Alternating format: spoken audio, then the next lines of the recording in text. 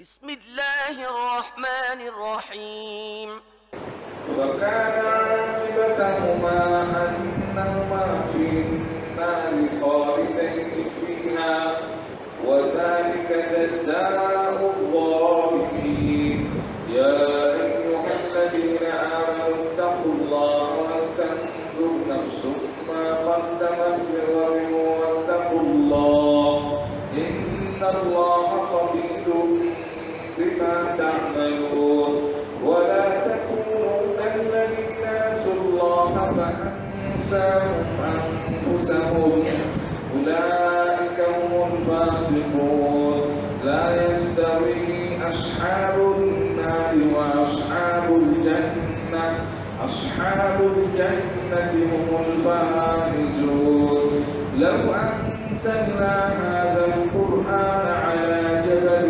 لرأيته خاشعا متصدعا من خشية الله وتلك الأمثال نضربها للناس لعلهم يتفكرون والله الذي لا إله إلا هو عالم الغيب والشهادة هو الرحمن الرحيم هو الله الذي لا إله إلا هو الملك القدوس السلام المؤمن المهيمن العزيز الجبار المتكبر سبحان الله عما يشركون والله الخالق البارئ المصور له الأسماء الحسنى يسبح له ما في السماوات والأرض وهو العزيز الحكيم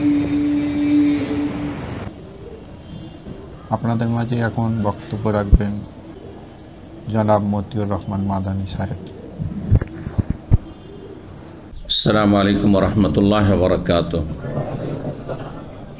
ইন্নাল হামদুলিল্লাহ নাহমাদুহু ওয়া নাস্তাঈনুহু ওয়া নাস্তাগফিরুহু ওয়া নাউযু বিল্লাহি মিন শুরুরি আনফুসিনা ওয়া মিন সাইয়্যাতি আমালিনা মান ইয়াহদিহিল্লাহু ফালা মুদিল্লা লাহু ওয়া মান ইউদ্লিল ফালা হাদিয়া লাহু ওয়া আশহাদু আল লা ইলাহা ইল্লাল্লাহু ওয়াহদাহু লা শারীকা লাহু ওয়া আশহাদু আন্না মুহাম্মাদান আবদুহু ওয়া রাসূলুহু সাল্লাল্লাহু তাআলা আলাইহি ওয়া আলা আলিহি ওয়া সাহবিহি ওয়া সাল্লামা তাসলিমান কাসীরা আম্মা বাদ फ़क़द क़ाल इमामुल बुख़ारी रहमहुल्लाहु ताला बाबु ज़िक्र इदरीस अलैहिस्सलाम व हुवा जद्दु अबी नूह व युक़ालु जद्दु नूह अलैहिस्सलाम व क़ौलिही ताला व रफ़अनाहु मकानान अलिय्या। सम्मानित दिनी भातृमंडली আল্লাহ রাব্বুল আলামিনের প্রশংসা এবং প্রিয় নবী সাল্লাল্লাহু আলাইহি সাল্লামের উপর সালাত ও সালামের পর আজ জুমাবার 27 মুহররম 1446 হিজরি মোতাবেক 2 আগস্ট 2024 আমাদের ধারাবাহিক আলোচনা সহিহুল বুখারীর আম্বিয়া রসুলগণের সম্পর্কে হাদিস আম্বিয়া রসুলগণ সম্পর্কীয় হাদিস পর্ব নম্বর 4 ইমাম বুখারী রাহিমাহুল্লাহর অধ্যায় নম্বর 5 এতে বিষয়বস্তু বলছেন ইমাম বুখারী রাহিমাহুল্লাহ যেটা গত আলোচনায় শুরু করেছিলাম বাবু যিকরে ইদরিস আলাইহিসসালাম। এই অধ্যায় হচ্ছে ইদরিস নবী আলাইহিসসালামের আলোচনা সম্পর্কে। তিনি কে ছিলেন, কোন যুগের মানুষ ছিলেন, নবী ছিলেন, বলছেন ওয়া হুয়া জাদ্দু আবি নূহ। ইমাম বুখারী রাহিমাহুল্লাহর মত তিনি ব্যক্ত করছেন যে তিনি নূহ আলাইহিস সালামের বাবার দাদা, নূহ আলাইহিস সালামের আব্বার দাদা তিনি ছিলেন। তার মানে ইদরিস আলাইহিস সালামের যুগ অনেক প্রাচীন যুগ। নূহ আলাইহিস সালাম মানব জাতির প্রথম রাসূল, যেই যুগে মানব জাতি বিভ্রান্ত হয়ে শিরকে মূর্তি পূজায় লিপ্ত হয়েছিল, যার ফলে তাকে রাসূল করে মানব জাতির হেদায়েতের জন্য, শিরক মুক্ত কুফরি মুক্ত করার জন্য তাকে রাসূল করে পাঠিয়েছেন। তার বাপের দাদা ওয়কালো, আর কেউ কেউ বলেছেন, ওকালো মানে বলা হয়েছে, তার মানে দুর্বল মত হচ্ছে যে তিনি নূহ আলাইহিস সালামের বাপের দাদা নয়, বরং জাদ্দু নূহিন আলাইহিস সালাম, নূহ আলাইহিস সালামের দাদা, বাপের দাদা না হয়ে এক পুরুষ নিচে, মানে নূহ আলাইহিস সালামের দাদার নাম ছিল ইদ্রিস নবী আলাইহিস সালাম, তিনি নবী ছিলেন। তার সম্পর্কে সূরা মারইয়ামে আয়াত নম্বর 57-তে আল্লাহ বলছেন যে ওয়াজকুর ফিল কিতাবে ইদ্রিসা ইন্নাহু কানা সিদ্দীকান নাবিয়্যা, স্মরণ করো কোরআনে কারীমে কিতাবে ইদ্রিস আলাইহিস সালামের কথা, তিনি ছিলেন মহাসত্যবাদী এবং নবী ছিলেন। সিদ্দিক বলেছেন এবং নবী, তাহলে আম্বিয়া রসুলগণ তারা হচ্ছে সিদ্দিক। জি, আর তাদের অনুসারী যদি খাঁটি অনুসারী হতে পারে তাহলে নবী রসুল ছাড়াও অন্য কাউকে সিদ্দিক বলা যেতে পারে, মহাসত্যবাদী। যেমন আবু বকর রাদিয়াল্লাহু তাআলা আনহুকে উপাধি দিয়েছেন নবী সাল্লাল্লাহু আলাইহি ওয়াসাল্লাম সিদ্দিক। মুমিন মুসলিমদের কয়েকটি স্তর রয়েছে, জানা আছে? কেউ বলতে পারেন? কোরআনে কারীমের একটি আয়াতে সূরা নিসা আল্লাহ রাব্বুল আলামিন মুমিন মুসলিমদের কয়েকটি স্তরের কথা বর্ণনা করেছেন। যদি কারো জানা থাকে তা হাত উঠান। ওয়া ইউতিইল্লাহ ওয়া রাসূলা ফাউলাইকা মা'আল্লাযীনা আনআমা আল্লাহু আলাইহিম মিনান নাবিয়্যিনা ওয়াস সিদ্দীকিনা ওয়াশ শুহাদা'i ওয়াস সালিহিন ওয়া হাসুনা উলাইকা রাফিকা। হ্যাঁ, আয়াত পড়ে দিলাম। হ্যাঁ, তিনটি। কে বললো চারটি? চারটি, মাশাআল্লাহ। আল্লাহ বলছেন ওয়া ইউতিইল্লাহ ওয়া রাসূল, যারা আল্লাহ এবং রসুলের আনুগত্য করবে, আল্লাহ এবং রসুলকে মেনে জীবনযাপন করবে, আল্লাহ এবং তার রাসূল সাল্লাল্লাহু আলাইহি ওয়াসাল্লাম থেকে যা আদেশ নিষেধ এসেছে পুরোপুরি মেনে চলবে, যথাসাধ্য মেনে চলার চেষ্টা করবে। ফাউলাইকা মা'আল্লাযীনা আনআমা আল্লাহ, তারা তাদের সাথে জায়গা পাবে জান্নাতে, উচ্চ স্থানে, যাদেরকে আল্লাহ পুরস্কৃত করেছেন। আনআমা আল্লাহু আলাইহিম, সূরা ফাতিহাতে যাদেরকে আনআমতা আলাইহিম বলেছেন আল্লাহ রাব্বুল আলামিন, পুরস্কৃত তারা। পুরস্কৃতরা শুধু মুমিন মুসলিম, আর বাকিগুলো অভিশপ্ত। মুমিন মুসলিম ছাড়া পৃথিবীর সমস্ত মানবজাতি অভিশপ্ত, এতে কোনো সন্দেহ নেই। কাফের মুশরিক যত ক্যাটাগরি আছে।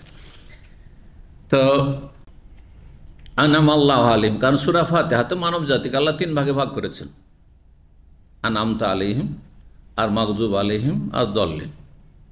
বোঝা গেছে না? তো যারা জানলো, আর কি জানলো?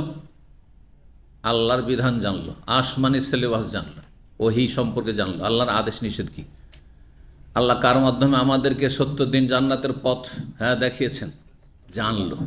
প্রথম জানা শর্ত, আর জানার পরে আমল করলো। এরা হচ্ছে আনআমতা আলাইহিম, আল্লাহ তুমি যাদেরকে পুরস্কৃত করেছো। ওদের কথায় আল্লাহ সূরা নিসার আয়াতে বলছেন ফাউলাইকা মা'আল্লাযীনা আনআমা আল্লাহু, আর ওখানে আনআমতা আলাইহিম, এখানে আনআমা আল্লাহু আলাইহিম, পুরস্কৃত। এরা হচ্ছে মুমিন, যারা মানে সত্যিকারের মুমিন, সঠিক দিন সম্পর্কে জ্ঞান অর্জন করলো এবং বিশুদ্ধ আমল করলো, আকীদা ঠিক, আমল ঠিক, এবং ফরজ ওয়াজিব পুরোপুরি, হারাম নাজায়েজ থেকে যথাসাধ্য বাঁচার চেষ্টা করলো, ইত্যাদি। আর একদল হচ্ছে মাগযুব আলাইহিম, যারা জানলো কিন্তু জানার পরেও মানল না, এরা গজব প্রাপ্ত। এদের প্রথম সারিতে, প্রথম লাইনে হচ্ছে ইহুদিরা, আর যে কোনো জাতির, এমনকি মুসলিম জাতির, যারা জানে তারপর আমল করে না। মাদ্রাসা পড়ুয়া কিন্তু তারা শিরকি বিদাতি ধর্মকর্ম করে। মাজার পূজার ধর্মের বক্তা হচ্ছে তারা মাদ্রাসা পড়া, আরবি ভাষা বুঝে, কোরআন হাদিসের ভাষা তাদের অনেকে ভালো বুঝে, অনেকে অধিকাংশ কম বুঝে, কিন্তু তাদের কিছু আছে, বিজ্ঞ আছে যারা আরবি ভাষার পণ্ডিত, বড় বড় ডিগ্রি লাভ করেছে, কিন্তু তারা হেদায়েত পায়নি। এই যতগুলি পীরতন্ত্রের আপনার গুমরাহিতে নিমজ্জিত ফিরকা যেগুলি, এরা হচ্ছে মাগযুব আলাইহিম, জানার পরে মাদ্রাসা পড়ুয়া বিদাতি পথভ্রষ্ট গুমরাহ অথবা বেআমল, হাফেজ আলেম, কিন্তু নামাজ ঠিক নেই, ফজরে মোটেই নেই, ফরজ ওয়াজিবে ঘাটতি, হারাম নাজায়েজ বিভিন্ন হারাম ব্যবসায় জড়িয়ে আছে। এখানে মেলা মোল্লা আছে বাংলাভাষী, যারা ভিসার ব্যবসার সাথে জড়িত, হারাম রুজি তাদের, বিভিন্ন হারাম ব্যবসায় জড়িয়ে আছে। থাইল্যান্ডের লটারির সাথে জড়িত, হারাম রোজগার করে। এরা মাগযুব আলাইহিম, জানে হালাল হারাম জায়েজ নাজায়েজ, এবং আরবি ভাষা কোরআন হাদিসের ভাষা বুঝে তারপর মানে। এরা হচ্ছে ইহুদিদের অনুসারী। ইহুদিরা জানতো তাওরাত, ভবিষ্যৎবাণী জানতো শেষ রসুল সম্পর্কে, তারপরে তারা মানেনি। আর একদল হচ্ছে হতভাগা, দললিন, পথভ্রষ্ট, গোমরা, রাস্তা হারিয়ে ফেলেছে। এরা কারা? এদের প্রথম লাইনে হচ্ছে খ্রিস্টানরা। আর ওদের যারা, ওদের ক্যাটাগরির, ওদের বৈশিষ্ট্য যাদের মধ্যে রয়েছে, তারা হচ্ছে জানেও না আর পালনও করেন না। মুসলিম সমাজের অধিকাংশ অজ্ঞ জনগণ, এরা ইসলাম সম্পর্কে কিছু জানেও না আর আমলও করেন না। বিশ্বাস করবেন, গত সপ্তাহে জেলে একটা বক্তব্য ছিল, তো সীমিত আকারে মাত্র 5 জনকে নিয়ে আসা হলো, কারণ সময় বেশি নেই, আর তারপর জায়গা সংকলন, কয়েক ভাষা, তো চলো 5 জনকে চিন্তা করলাম যে যখন 5 জন, তো একজনের সাথে একটু কথা বলি। তা আমি কিছুটা দিনী কথা, আকীদা, আমল, আখলাকের কথা বলে, আর মানুষের পাপ হচ্ছে শাস্তির কারণ, এই জেলে আসার কারণ হচ্ছে মানুষের পাপ ইত্যাদি, এসব সাধারণত এগুলো বিষয় খুব জরুরি তাদের জন্য, যে কী জন্য এখানে পৌঁছেছে। অধিকাংশ লোক নিশ্চয়ই কোনো অপরাধে জড়িত হয়েছে, যখন ধরা খেয়েছে তখন অপরাধ, তার আগে অপরাধ, মেলা অপরাধ জমা হয়ে আছে।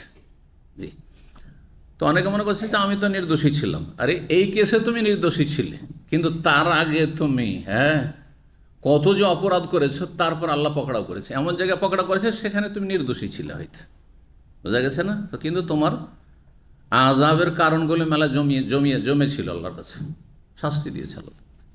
সতর্ক, সাবধান যার বিভিন্ন ক্রাইমে জড়িয়ে আছেন, অপরাধে জড়িয়ে আছেন তার। তো যাই হোক, শেষখানে বললাম যে আচ্ছা একটু সূরা ফাতিহা শোনান তো। 2 জন সুন্দর শোনাইলো 3 জনের মধ্যে, আর 5 জনের মধ্যে 3 জনই পূর্ণ সূরা ফাতিহা শোনাতে পারল না। যারা সূরা ফাতিহা শোনাতে পারল না, আপনি কি আশা করছে আত্মায়াত শোনাতে পারবে, দরুদ শোনাতে পারবে? সূরা ফাতিহা ছাড়া সালাত হয় না, নামাজ হয় না, ফরজ নফল কিছুই হবে না, আত্মায়াত ছাড়া নামাজ হয় না। চিন্তা করুন তাহলে কি অবস্থা। এরা হচ্ছে দললিন। আর পরিসংখ্যান এখান থেকে 5 জন থেকে পরিসংখ্যান বের করেন যে 5 জনের 3 জনই যখন এই অবস্থায় দললিন, যে সূরা ফাতিহা যদি 5 ওয়াক্ত নামাজ পড়ে, তো সূরা ফাতিহাতে ভুল হওয়ার কথা, কারণ এটা প্রথম তাকবীরে তাহরিমার পরে যেটা ফরজ, সেটা সানা ফরজ নাই, সূরা ফাতিহা। এটা হচ্ছে আজকে মুসলিম উম্মার দুর্দশা, ধর্মীয় দুর্দশা, ইসলামী দুর্দশা, যার ফলে দুনিয়ার আযাব। তো এরা হচ্ছে দললিন, যারা জান্নাতের রাস্তা হারিয়ে ফেলেছে। জি, দিনের জ্ঞানও অর্জন করলো না, অধম, আর আমলও করলো না। জি, দুনিয়ার জন্য সব করছে, হালাল হারাম করে রাতারাতি বড় লোক হইতে হবে, বেঈমানি আত্মসাৎ করে, আর বিভিন্ন রকম জুলম অত্যাচার করে, যে যেখানে যেমন করে পারে। আল্লাহ হেফাজত করুন। এরা দললিন। জি, ইসলাম সম্পর্কে জ্ঞান অর্জন করে বেআমল যদি হয়, তাহলে তারা হচ্ছে মাগজুব আলাইহিম, ইহুদি ক্যাটাগরির লোক। আর যদি জ্ঞান অর্জন না করে, যেমন অনেকে শিখতে আসেন না, পাশে বাস করছেন, শিখেনও না, আমলও করেন না, দললিন খ্রিস্টান ক্যাটাগরির লোক। বুঝতে পারছেন? সোজা কথা। মানব জাতি এই 3 ভাগে বিভক্ত, 3-এর বেশি নয়। এটা হচ্ছে একটা ভাগ। আর একটা ভাগের ধরন হচ্ছে অন্যরকম, যেটা সূরা বাকারার প্রথম দিকে, প্রথম রুকুতে আপনি খুঁজে পাবেন, আপনি প্রথম দিকে, মুমিন মুত্তাকিন, আর একবারে খালেস কাফের, খাঁটি কাফের। আর আরেক দল হচ্ছে মুমিন আর কাফের মাঝামাঝি, মুমিনান নাস মান ইয়াকুলু আমান্না বিল্লাহি ওয়া বিল ইয়াউমিল আখির ওয়া মা হুম বিমুমিন, যারা বলে আমরা ঈমান নিয়ে এসেছি কিন্তু আসলে মুমিন না। তারা কারা? মুনাফিক। এটা ওই মুসলিম জাতি তো এই 3 ভাগ, আপনি বা মানব জাতিতে 3 ভাগ পাবেন। একদল খালেস কাফের, যারা অমুসলিম অথবা আপনার ঈমান ভঙ্গ করে, প্রকাশ্যে ঈমান ভঙ্গ করেছে, মুরতাদ হয়ে গেছে। আর একদল বাহ্যিক তো বলছে মুসলিম, কিন্তু মুসলিম ইসলামের আর মুসলিম দেশের কোনো হিতাকাঙ্ক্ষী নয়, কল্যাণ চায় না, তারা সর্বনাশ করে দুনিয়ার স্বার্থের জন্য, মুনাফিকিন। আর আরেক দল হচ্ছে মুমিনিন। আল্লাহ হেফাজত করুন। আল্লাহ আমাদেরকে মুমিন হওয়ার তৌফিক দান করুন, পুরস্কৃত হওয়ার তৌফিক দান করুন। তাহলে প্রথম ভাগটা মনে রাখবেন, পুরস্কৃত, গজবপ্রাপ্ত, আর পথভ্রষ্ট। জি, সূরা ফাতিহাতে আল্লাহ ভাগ করে দিয়েছেন শুরুতে, সূরা ফাতিহার ভাগ আর সূরা বাকার ভাগ বলে দিলাম। গুরুত্বপূর্ণ এই বিষয়গুলি, কারণ আল্লাহ আসমানি সিলেবাস মানব জাতিকে শোনাবার আগে আল্লাহ মানব জাতিকে ভাগ করে দিয়েছে। প্রথম খানটা পড়লেই আপনি জেনে নেবেন যে মানুষ কত ভাগে বিভক্ত। জি, কি বলছিলাম? আল্লাহ রাব্বুল আলামিন ইদ্রিস আলাইহিস সালামকে সিদ্দিক বলেছেন, সেই জন্য এতদূর চলে গেলাম। তো আচ্ছা, আর ওই আয়াতে সূরা নিসার ওই আয়াতে, হ্যাঁ, মুমিন মুসলিম, সবাই মুমিন মুসলিম, সবাই জান্নাতি, এরা আবার সবাই জান্নাতি, মানে সমস্ত মানুষের ভাগ এখানে নেই। জান্নাতীদের ভাগ, জান্নাতীদের কয় ভাগ করেছেন আল্লাহ? আবার এক ভাগকে আবার চার ভাগ তাহলে আল্লাহ করলেন। মুমিনিনদেরকে কয় ভাগ করলেন? হ্যাঁ, যারা পুরস্কৃত যারা, তারাই মুমিনিন। সিদ্দিক মিনান নবীন, প্রথম লাইনে হচ্ছে নবী রসুলগণ, যাদের কাছে ওহী এসেছে, জি হ্যাঁ। আর সিদ্দিকিন, যারা মহাসত্যবাদী, চরম সত্যবাদী। সাহাবায়ে কেরাম অধিকাংশ ধরেন, অথবা সাহাবায়ে কেরামদের বড় একটা দল, হ্যাঁ। আর তারপরে যুগে যুগে বড় বড় যারা সত্যি পাকা ইমানের আলেম, ওলামা, জ্ঞানী এবং আমলকারী মুত্তাকিন, তারা সিদ্দিকিন। আল্লাহ জানেন আমরা সার্টিফিকেট দেওয়ার অধিকার রাখি, যেমন শহীদ সার্টিফিকেট দেওয়ার অধিকার রাখি না, তেমন সিদ্দিক, আমিন, আপনি, এখানে কেউ আছে কি না ওই নেই এই কথা বলার অধিকার নেই, আর আছে এই কথা বলার অধিকার নেই, কারণ আমরা গায়েব জানি না, আল্লাহ জানেন। সার্টিফিকেট যার হাতে তিনি দেবেন, জি। তো সিদ্দিকিন 2 নম্বরে। 3 নম্বরে সোহাদা। সোহাদার দুটি তফসির। একটা তফসির সবাই জানছেন, যারা আল্লাহর রাস্তা, আল্লাহর কালেমা উঁচা করার জন্য শহীদ, আবার কথিত শহীদ নয়, আল্লাহর কালেমা উঁচা করার জন্য শহীদ। অথবা নিরীহ ব্যক্তি রাস্তায় বেরিয়েছিল, কেউ মেরে দিল, কোনো দিক দিয়ে যে কেউ মারুক না কেন, সে শহীদ। নিজের ডিফেন্স করার জন্য বা নিজের বাড়ি ঘরের ডিফেন্সের জন্য, নিজের পরিবারের ডিফেন্সের জন্য, রক্ষার জন্য, নিজের ধন সম্পদ চোর ডাকাত ঢুকেছে, রক্ষা করতে গিয়ে দিচ্ছিল না, তাকে খুন করে দিল, সে শহীদ, জি। হয়। আর 1 নম্বর শহীদ হচ্ছে আল্লাহর কালেমা উঁচা করতে, মান কাতালা লিতাকুনা কালিমাতুল্লাহি আল-উলিয়া ফাহুয়া ফি সাবিলিল্লাহ, শহীদ। তাহলে শহীদ যাকে তাকে শহীদ ট্যাগ লাগাবেন না, আল্লাহ ভালো জানেন, আল্লাহর উপর ছেড়ে দেন, জি। তবে দোয়া করতে পারেন, মজলুম, নির্যাতিত, আল্লাহ তার শাহাদাত কবুল করুন, কিন্তু আপনার কোনো অধিকার আছে? কারো অধিকার নেই। সাহাবায়ে কেরামদের অধিকার ছিল, নবী সাল্লাল্লাহু আলাইহি সাল্লাম ধমক দিয়েছেন, ওমা ইউদরিক, তুমি জানলে কি করে যে শহীদ? সাহাবায়ে কেরামদের কি ওহী নাজিলের জামানায় বলছেন, জি। তো যাই হোক, সোহাদা মানে শহীদ, এটা সবাই জানছেন, কিন্তু আর একটি তফসির, সেটা খুব কম লোকই জানেন। সেটা কি? সোহাদা মানে, হ্যাঁ, সাক্ষ্য প্রদানকারী। শহীদ মানে যেমন আল্লাহ রাস্তার শহীদ হয়, শহীদ মানে শাহেদা ইয়াশহাদু থেকে শহীদ বা শাহেদ মানে সাক্ষী। যে সাক্ষী, কিসের সাক্ষী? আল্লাহর ওয়াহাদানিয়াত, একত্বের সাক্ষী। আল্লাহর একত্বের যারা সাক্ষী দেয় তাদেরকে আল্লাহ আবার সূরা আল ইমরানে বর্ণনা করছে আরেকটি আয়াতে, শাহেদ আল্লাহ, স্বয়ং আল্লাহ সাক্ষী দিচ্ছেন, আন্নাহু লা ইলাহা ইল্লাহু, আল্লাহ ছাড়া কোনো সত্য মাবুদ নেই। 1 নম্বর সাক্ষী কে এর? কালেমা তাওহীদ, আল্লাহর একত্বের, তৌহিদের সাক্ষী কে? স্বয়ং আল্লাহ, হ্যাঁ। আর কে? ওয়াল মালায়েকা, তো 2 নম্বরে ফেরেশতাগণ, জি, মালায়েকা, জিবরিল থেকে শুরু সমস্ত ফেরেশতা। আর তারপরে, হ্যাঁ, না, ওয়া উলুল ইলমি কায়িমান বিল কিসত, এবং জ্ঞানীরা, এলেমওয়ালারা, যারা দ্বীন সম্পর্কে, ওহী সম্পর্কে জ্ঞানী এবং ন্যায় পরায়ণ, কায়িমান বিল কিসত, আবার জানার পরে যারা ন্যায়ের উপর প্রতিষ্ঠিত, মানে কোরআন সুন্নাহর আলেম, ন্যায় কথা, ন্যায় সঙ্গত কথা বলে, আবেগী কথাবার্তা বলে না, দুনিয়ার স্বার্থে কাজ করেন না, দ্বীনের স্বার্থে কাজ করে। উলুল ইলমি কায়িমান বিল কিসত, তাহলে ওলামা, হক্কানি ওলামা। তাহলে এখানে আপনার সাহাবায়ে কেরামদের মধ্যে যারা ওলামা, তারপরে তাবেঈনদের মধ্যে ওলামা, তারপরে তাবেনের যুগ ওলামা, ইমাম আবু হানিফা, শাফি, মালিক, আহমদ, ইমাম বুখারী, হ্যাঁ, ইমাম ইবনে তাইমিয়া, ইমাম মুহাম্মদ বিন আব্দুল্লাহ, এইরকম যাদের দ্বারা ইসলামের খেদমত হয়েছে যুগে যুগে, তারপরেও যারা তার চাইতে ছোট আছে তারাও শামিল তাতে, ওলামা। কিন্তু ওলামা আমাদের দেশীয় মসজিদের, হ্যাঁ, হুজুর হয়ে গেলে ওলামা, বক্তা হয়ে গেলে ওলামা, আর শেখ না, এটা নয়। আবার কথা বোঝা গেছে না? না, ওগুলো নাই। তো ওলামা, তাহলে 3 নম্বরে কার নাম আসলো? সিদ্দিকিনদের পরে শহীদ বা ওলামা, জি। আর 4 নম্বরে এই তফসিরটি পাবেন শাইখুল হোসেন রাহিমাহুল্লাহর আম্পারা তফসিরে পাবেন, যে তিনি বলেছেন সোহাদা মানে হচ্ছে, সোহাদার তফসির হচ্ছে আরেকটি ওলামা, জি। আর কারণ একটা আলেম, যে আমলদারি আলেম, আমল করে, আর একজন সাধারণ মানুষ অশিক্ষিত, মানে দিন সম্পর্কে জানে না, আমল করে, দুজন সমান হইতে পারে? আল্লাহ বলছে সমান না। যেমন রাত দিন সমান না, আলো অন্ধকার সমান না, রোদ আর ছায়া সমান না, এভাবে আল্লাহ তুলনা করেছেন। কুল হাল ইয়াস্তাবিল্লাযীনা ইয়ালামুন ওয়াল্লাযীনা লা ইয়ালামুন, যারা জ্ঞানী আর যারা জ্ঞানী নয় সমান? একজন প্রত্যেকটা দুয়ার সূরার আর প্রত্যেকটি তসবির অর্থ বুঝে সালাত আদায় করছে, আর একজন খুব পরেশগারির সাথে সালাত আদায় করছে, পাবন্দের সাথে, কিন্তু কিছুই বুঝে না। বলুন তো সানা যে পড়লেন এর মানে কি? বলছে জানি না, কিন্তু সুন্দর মুখস্থ আছে। সুবহান রব্বিল আযীম বেশি বুঝি না, হ্যাঁ সমান, মোটেই সমান না। কোয়ালিটি নামাজের একই রকম হবে না? মোটেই হবে না। এই জন্য তারপরে আল্লাহ বলছেন ওলামাদের পরে আর শুহাদাদের পরে, হ্যাঁ কি বলছেন? ওয়াসসালিহিন ফাউলাইকা মাআল্লাযিনা আনআমা আল্লাহু আলাইহিম মিনান নাবিয়্যিনা ওয়াস-সিদ্দিকিনা ওয়াশ-শুহাদায়ে ওয়াস-সালিহিন। সালেহিন মানে নেক লোক যারা, সালেহিন হয়তো মুসলিহিন নয়, মানে অন্যের সংশোধন করতে দায়ী নয়। যারা শুহাদা তারা দায়ী হবে, কিন্তু যেহেতু তাদের কাছে এলম আছে, আর দায়ী হওয়ার জন্য, দিনের দাওয়াত দেওয়ার জন্য এলম জরুরি, বিনা এলম অজ্ঞতার সাথে নয়। কিন্তু সালেহিনের জন্য নিজের আমল করার সময় কোন রকম জানে, এতে পরেশগার হইতে পারে, মুত্তাকি হইতে পারে।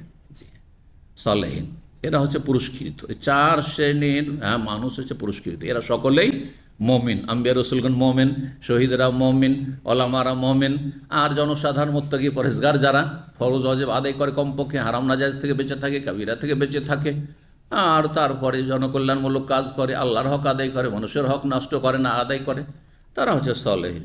আল্লাহ রাব্বুল আলামিন তাদের দলে শামিল করুন। তো বলছিলাম, আল্লাহ বলছেন ওয়াজকুর ফিল কিতাব ইদরিস ইন্নাহু কানা সিদ্দিকান নাবিয়্যা, তিনি সিদ্দিক ছিলেন আর নবী ছিলেন। দেখেন, সিদ্দিক ছিলেন আর নবীও ছিলেন, মানে প্রথম লাইনেও, আর দ্বিতীয় লাইনে যে বৈশিষ্ট্য মহাসত্যবাদী সেটা, নবীরা সবাই কিন্তু সিদ্দিক। আবার নবীদের মধ্যে আবার এটা বলতে মানে সাহাবায়ে কিরামের মধ্যে যেমন বললাম যে সবাইকে সিদ্দিক বলা যাবে না, হ্যাঁ, তাদের মধ্যে কিছু শুহাদা, কিছু ওলামা, কিন্তু তারা সিদ্দিকের পর্যায়ে পৌঁছেনি। ঈমান নিয়ে এসেছে নবী সাল্লাল্লাহু আলাইহি সাল্লামের সাথে 2-4 বার 10টা দার্সে দেখা হয়েছে, 10টা আলোচনায় দেখা হয়েছে, 6 মাস 1 বছর, অথবা ইসলাম গ্রহণ করে চলে গেছে, আমল করতে থেকেছে। আর কেউ 10 বছর, 20 বছর, 23 বছর সাথ দিয়েছে, সমান না? ওটাই সমান না। তো কিন্তু নবী রাসূলগণ সকলে কি? সকলেই সিদ্দিক, সকলে সিদ্দিক। ইদ্রিস আলাইহিস সালামকে সিদ্দিক বলেছেন, মানে এই কথা বলতে পারেন না যে মুসা আলাইহিস সালাম, ঈসা আলাইহিস সালাম তাহলে সিদ্দিক না, সবাই সিদ্দিক। জি, জাকারিয়া ইয়া সিদ্দিক না, সবাই সিদ্দিক। জি, ইন্নাহু কানা সিদ্দিকান নাবিয়্যা, নবী ছিলেন। ওয়া রাফানাহু, এবং তাকে উন্নীত করেছি, মাকানান আলিয়্যা, সুউচ্চ স্থানে, মানে সম্মানের দিক থেকে, মর্যাদার দিক থেকে। দুনিয়ায় নবুয়তের মর্যাদা দিয়ে নবী করে, এবং জান্নাতে সুউচ্চ স্থানে উন্নীত করব। হ্যাঁ, কিন্তু এই আয়াতের তাফসিরে আরেকটি অপব্যাখ্যা হচ্ছে যে আল্লাহ ইদ্রিস আলাইহিস সালামকে জীবন্ত আকাশে উঠিয়ে নিয়েছেন, যেমন ঈসা আলাইহিস সালাম উঠিয়েছেন। এটি বেদাতীদের তাফসির, এই তাফসিরের কোনো সহি সনদ নাই। ঠিক 3342 নম্বর হাদিস, হাদিস লম্বা হাদিস, যে হাদিসে বেশ কিছু নবীদের কথা রয়েছে যাদের সাথে নবী সাল্লাল্লাহু আলাইহি ওয়াসাল্লাম মেরাজের সফরে দেখা হয়েছিল বিভিন্ন আকাশে। তার মধ্যে একজন ছিলেন ইদ্রিস আলাইহিস সালাম। ওই জন্য এই হাদিসটি নিয়ে এসেছেন, পুরো 1 পৃষ্ঠা যাবে ওতে। আনাস বিন মালিক রাদিয়াল্লাহু তাআলা আনহু বলছেন, কান আবু যার রাদিয়াল্লাহু, আবু যার রাদিয়াল্লাহু তাআলা আনহু হাদিস বর্ণনা করতেন, মাঝে মধ্যেই করতেন। কিসের হাদিস? মেরাজের হাদিস। আন্না রাসূলুল্লাহ সাল্লাল্লাহু আলাইহি ওয়াসাল্লাম, রাসূলুল্লাহ সাল্লাল্লাহু আলাইহি ওয়াসাল্লাম বলেন, ফরিজান সাকফে বাইতি, আমার বাড়ির ছাদ কি করা হলো? ছিদ্র করা হলো। হ্যাঁ, ছিদ্র, ছিদ্রকে ফারাজ বলে, ছিদ্রকে ফারাজ বলে, এই জন্য গুপ্তাঙ্গকে ফারাজ বলা হয়, ফারজ। জি, ওয়ানাবে মক্কা, তখন আমি মক্কায় ছিলাম। তাহলে মেরাজ কোথায় হয়েছে? মক্কায় না মদিনায়? মক্কি জীবনে হয়েছে। নবী সাল্লাল্লাহু আলাইহি ওয়াসাল্লামের প্রিয়তমা স্ত্রী খাদিজা রাদিয়াল্লাহু আনহা ইন্তেকাল হয়ে গেল, আর এই অল্প সময়ের মধ্যেই আবু তালেবের ইন্তেকাল। আবু তালেব যদিও কাফের, কিন্তু সবচেয়ে বেশি হিতাকাঙ্ক্ষী রাসূলুল্লাহ সাল্লাল্লাহু আলাইহি ওয়াসাল্লাম, কাফেরদের মধ্যে, আত্মীয়দের মধ্যে। শুধু ঈমান নসিব হলো না, গোঁড়ামির কারণে, জি, অন্ধত্বের কারণে। তাহলে হক সত্য গ্রহণে বাধা হচ্ছে অন্ধত্ব আর গোঁড়ামি। জি, তো নবী সাল্লাল্লাহু আলাইহি ওয়াসাল্লামের যে সান্ত্বনার জন্য যেসব ব্যক্তিত্ব ছিলেন ডানে বামে, তাদেরকে হারিয়ে ফেললেন। হ্যাঁ, শোকের বছর, সে বছরটি বলা হয় আমল হোজ, শোকের বছর। আল্লাহ রাব্বুল আলামিন তাকে বড় ধরনের একটা সান্ত্বনা দেওয়ার জন্য 7 আসমানের ওপর সফর করাইলেন, যাতে করে ঈমান আরো মজবুত হয়ে যায়, আর ডানে বামে যারা ছিল নেই, এতে কোনো রকমের তার ওপর যেন প্রভাব না পড়ে। তো ওই সময়টাই মেরাজ হয়েছিল। আর তারপরে সেই মেরাজের সফরে 5 ওয়াক্ত সালাত ফরজ করা হয়েছে, সেই ঘটনা আসছে। মক্কায় ফানাজালা জিবরিল আলাইহিস সালাম নেমে আসেন, ফারাজা সাদরি, আর তারপরে আমার বক্ষ বিদীর্ণ করলেন। এখানে ফারাজা শব্দ এসছে, তাহলে বিদীর্ণ করা মানে ফাড়া, ফাটানো, আর ছিদ্র করা, কাছাকাছি সব অর্থ। সুম্মা গাসালাবে মায়ে জমজম, তার জমজম পানি দিয়ে ধুয়ে দিলেন। সুম্মা যাবে তাস্তিমিন জাহাব, তারপরে স্বর্ণের একটি তস্ত নিয়ে আসলেন, যেটাকে তস্তরি বলে। তস্তরি বুঝেন? এককালে মেহমানদের হাত ধোয়াবার জন্য কি করতো, কি বলতেন আপনারা? সেলেমচি বলেন, তস্তরিও বলে কোনো কোনো অঞ্চলে, সেলেমচি। আচ্ছা, উঠে গেছে তাই না?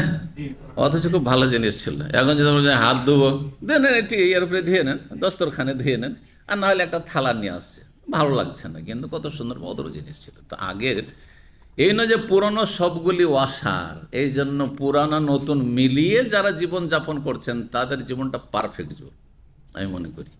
বুঝতে পারছেন না? আমাদের পুরানো অভিজ্ঞতা আছে আর নতুন অভিজ্ঞতা আছে, কিন্তু আমাদের ছেলে মেয়েদের যে জেনারেশনটা আছে বা এই যে যুবকগুলো যেগুলো আছে, এরা নতুন পেয়েছে, এরা আসতে মাত্রই টেলিফোন আর টিভি আর মোবাইল আর তারপরে ইন্টারনেট পেয়ে গেল, তাই না? আর আমরা এমন একটা যুগে থেকেছি যে চিঠিটাও 1 মাস লাগতো আসতে। মদিনা ইউনিভার্সিটিতে ছিলাম, 1 মাস লাগতো অনেক সময় চিঠি আসতো। আর কখনো রাস্তাতে মরেই গেল চিঠি, মরেই গেল, এলো না 2 মাস, 2 মাস ধরে খবর নেই। কেউ অসুস্থ ছিল, তারপরে মরলো না বাঁচলো, ও ভালো হয়ে গেছে, তারপরে আমার কাছে কষ্টের খবর পৌঁছে যে অসুস্থ ছিল, অপারেশন হয়েছে। সুবহানাল্লাহ, এই ছিল অবস্থা। আল্লাহ শুকরিয়া আদায় করুন, আল্লাহর নিয়ামতকে ভালো কাজ ব্যবহার করুন। তো তারপরে বেতাস্তিমিন জাহাব মুমতালিন হিকমাতান ওয়া ঈমানান, যাতে ভরপুর ছিল হিকমত এবং ঈমানে, প্রজ্ঞা এবং ঈমানে। ফাআফরাগাহা ফিস সাদরি, তারপরে সেটা ঢেলে দিলেন জিবরাইল আলাইহিস সালাম আমার সিনাই ভিতরে ধোয়ার পর। সুম্মা আতবাকাহু, তারপরে আমার বক্ষটাকে কি করে দিলেন? সেলাই করে বন্ধ করে দিলেন। অপারেশন থিয়েটারে, সুবহানাল্লাহ, ফেরেশতারা অপারেশন করছে রাসূলুল্লাহ সাল্লাল্লাহু আলাইহি সাল্লামের। জি।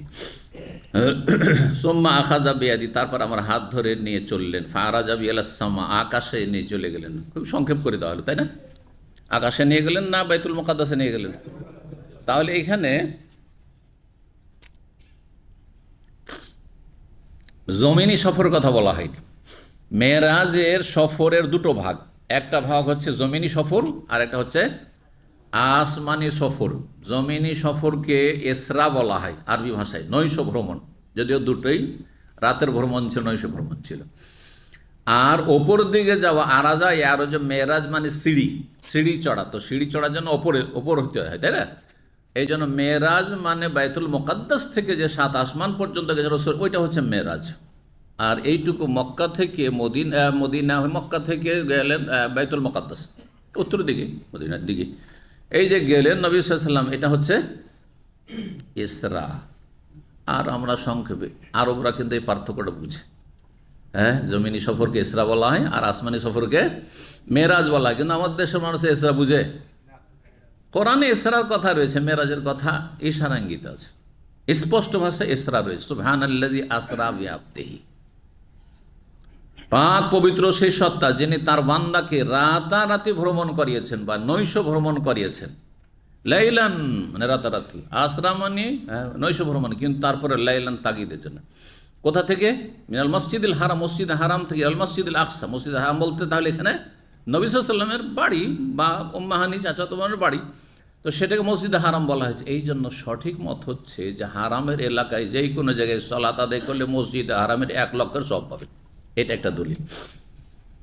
কারণ আল্লাহ বলছে মসজিদ হারাম থেকে নিয়ে গেছি তাকে, তো মসজিদ হারামে তো তিনি সেই রাতে ছিলেন না, ছিলেন মসজিদ হারামের পাশে, তাই না, বাইরে। এই জন্য হুদুদে হারামের ভিতরে কেউ যদি নামাজ পড়েন হোটেলে অথবা নিজের বাসাতে, যাদের বাসা মক্কায় যারা বসবাস করেন স্থায়ী অস্থায়ী, তারা ইনশাআল্লাহ 1 লক্ষ নামাজের সওয়াব পাবেন যে কোনো মসজিদে, কিন্তু হারামের এলাকায় হইতে হবে। আবার মসজিদ তানিয়ার বাইরে ওইদিকে হইলে হবে না। যে মহল্লাগুলি হুদুদ হারামের বাইরে, মক্কা তো অনেক এখন ছড়িয়ে গেছে, সেগুলো নাই। তো যাই হোক, আমাকে নিয়ে গেলে মেরাজ। হ্যাঁ, বলছিলাম যে ইসরার কথা কোরআনে কারিমে সূরায়ে ইসরা বা সূরা বনী ইসরাঈল রয়েছে। পক্ষান্তরে মেরাজ আকাশে নিয়ে যাওয়ার কথা ইশারা ইঙ্গিতে একবার স্পষ্ট মেরাজ শব্দটি নেই কোরআনে কারিম। আছে সেই হাদিস দ্বারা প্রমাণিত, কিন্তু অস্বীকার করার কোনো সুযোগ নেই। যারা অস্বীকার করে তারা বিভ্রান্ত, এতে কোনো সন্দেহ নেই। যারা বলবে রুহানি মেরাজ, শুধু রূহ গেছে, আত্মা গিয়েছে, নবী সাল্লাল্লাহু আলাইহি ওয়াসাল্লাম সশরীরে মেরাজ হয়নি, হ্যাঁ, এটা গুমরাহি। যদিও কিছু কিছু ভালো লেখক যারা সিরাতুন নবী তারাও এই ক্ষেত্রে বিভ্রান্ত হয়েছে, কিন্তু আহলে সুন্নাত ওয়াল জামাত এই ক্ষেত্রে বিভ্রান্ত নাই। তাদের মত হচ্ছে যে সশরীরে আত্মিক এবং শারীরিক দুই দিক থেকে মেরাজ হয়েছে। আর নবী সাল্লাল্লাহু আলাইহি ওয়াসাল্লাম স্বপ্ন যোগে অথবা রুহানি বহুবার জান্নাতের সফর করেছে, জাহান্নামের সফর করেছে, ভ্রমণ করেছে। বিভিন্ন হাদিসে রয়েছে জান্নাতের দৃশ্য দেখলাম, জাহান্নামের দৃশ্য দেখলাম, সেটা স্বপ্নে। আর স্বপ্নে আত্মা যায় কিন্তু শরীর যায় না, শরীর আপন জায়গাতে যেখানে শুয়ে আছেন সেখানে। তো কোথায় রয়েছে তাহলে মেরাজের ইশারা ইঙ্গিত? সূরা নাজমে, সুম্মা দানা ফাতাদাল্লা ফাকানা কাবা কাউসাইনি আও আদনা ফাআওহা ইলা আবদিহি মা আওহা, এই আয়াতগুলিতে। তো বলছেন যে আকাশে নিয়ে গেলে, ফালাম্মা জাইলা সামাই দুনিয়া, যখন নিকটবর্তী আকাশে, দুনিয়ার আকাশ মানে প্রথম আকাশ, নিকটবর্তী আকাশে গেলেন। কালা জিবরিল বললে খাজানি সামা, আকাশের রক্ষীকে ইফতা খোলো। কালা মান হাজা, কে? কালা হাজা জিবরিল, হ্যাঁ, মানে আমি হচ্ছি জিবরিল। কালা মা কা আহাদ, আপনার সাথে কেউ আছে? ভাষার পার্থক্য, কোন রিওয়ায়াত অমান মা কা, আপনার সাথে কে? কালা মাই মোহাম্মদ, আমার সাথে মোহাম্মদ সাল্লাল্লাহু আলাইহি ওয়াসাল্লাম রয়েছেন। কালা, তখন ওই আকাশের রক্ষী ফেরেশতা বলছেন উরসিলা ইলাইহি, তার কাছে পাঠানো হয়েছে। পাঠানো হয়েছে দুটো তাফসীর, এর আগে কিন্তু হাদিসটা গিয়েছে, দেখি কে কতটা মনে রেখেছেন। তার কাছে পাঠানো হয়েছে, উরসিলা ইলাইহি দুটো ব্যাখ্যা। একটি হচ্ছে যে তাকে ডেকে পাঠানো হয়েছে, মানে আজকে নিয়ে যাওয়ার জন্য পাঠানো হয়েছে আকাশে।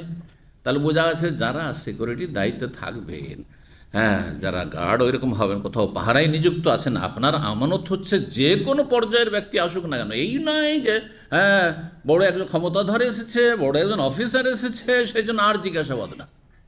আপনার যদি সন্দেহ থাকে অবশ্যই জিজ্ঞাসা করুন, আইডি চেক করার অধিকার আছে।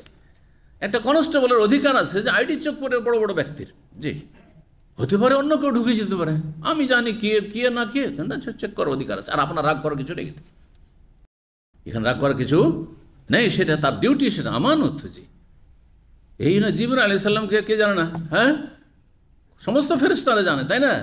তারপরে কে আপনি?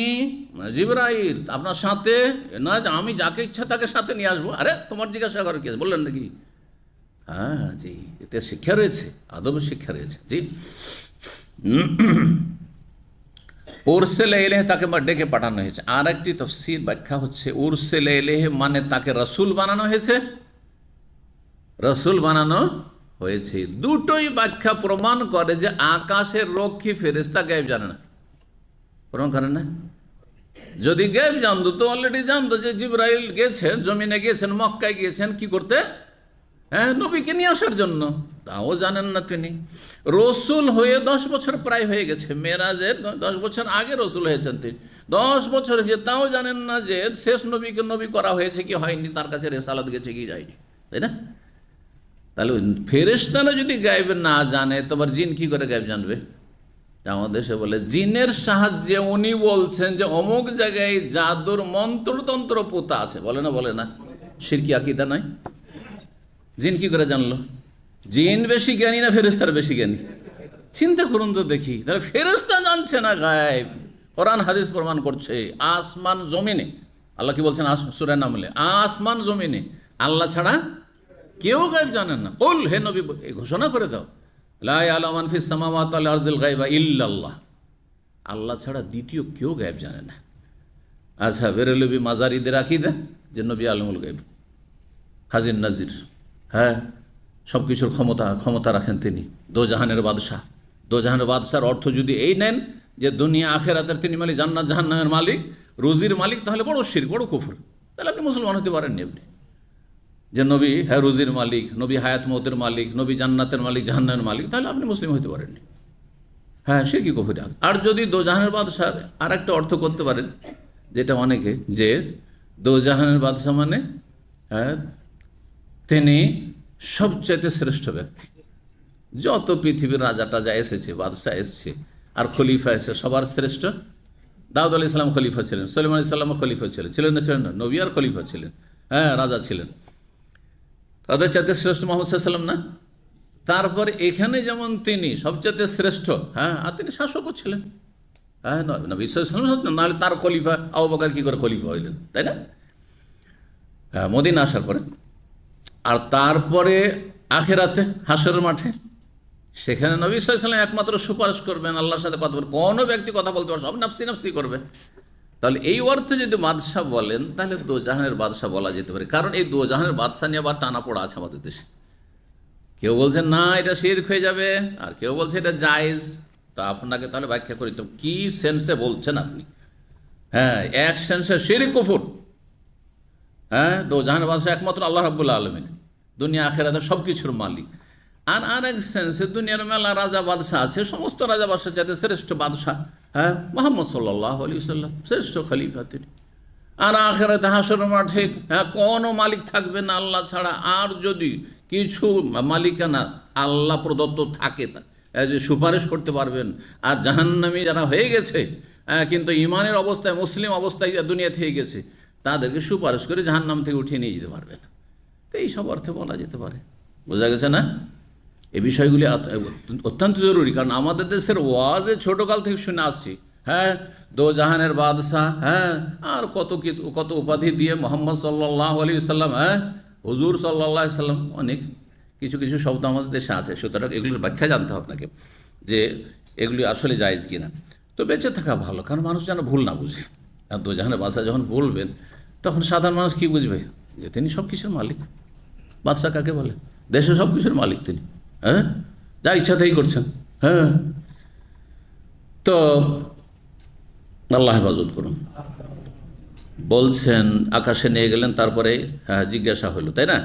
কালার নাম, হ্যাঁ হ্যাঁ, তাকে ডেকে পাঠানো হয়েছে বা রসুল বানানো হয়েছে। ফাফতা খোলো ফালাম্মা আলাউনাস সামা, যখন আকাশে উঠলাম, সংক্ষেপ, ইজা রাজুলুন আইয়ামিনি আসওয়েদা ওয়া ইয়াসারি আসওয়েদা, দেখছি যে একজন জনৈক মানুষ বসে আছেন, আর তার ডানে কিছু ব্যক্তি আর বামে কিছু ব্যক্তি। একজন মানুষ বসে আছেন, বড় মানুষ কেউ, একজন, হ্যাঁ, সম্ভ্রান্ত ব্যক্তি, আর ডান দিকে অনেক, হ্যাঁ, লোককে দেখছি, হ্যাঁ, আসওয়েদা সাওয়াদের, সাওয়াদ মানে ব্যক্তি, শখস, আর বাম দিকে কিছু ব্যক্তিদেরকে দেখছি বসে, ডানে বামে।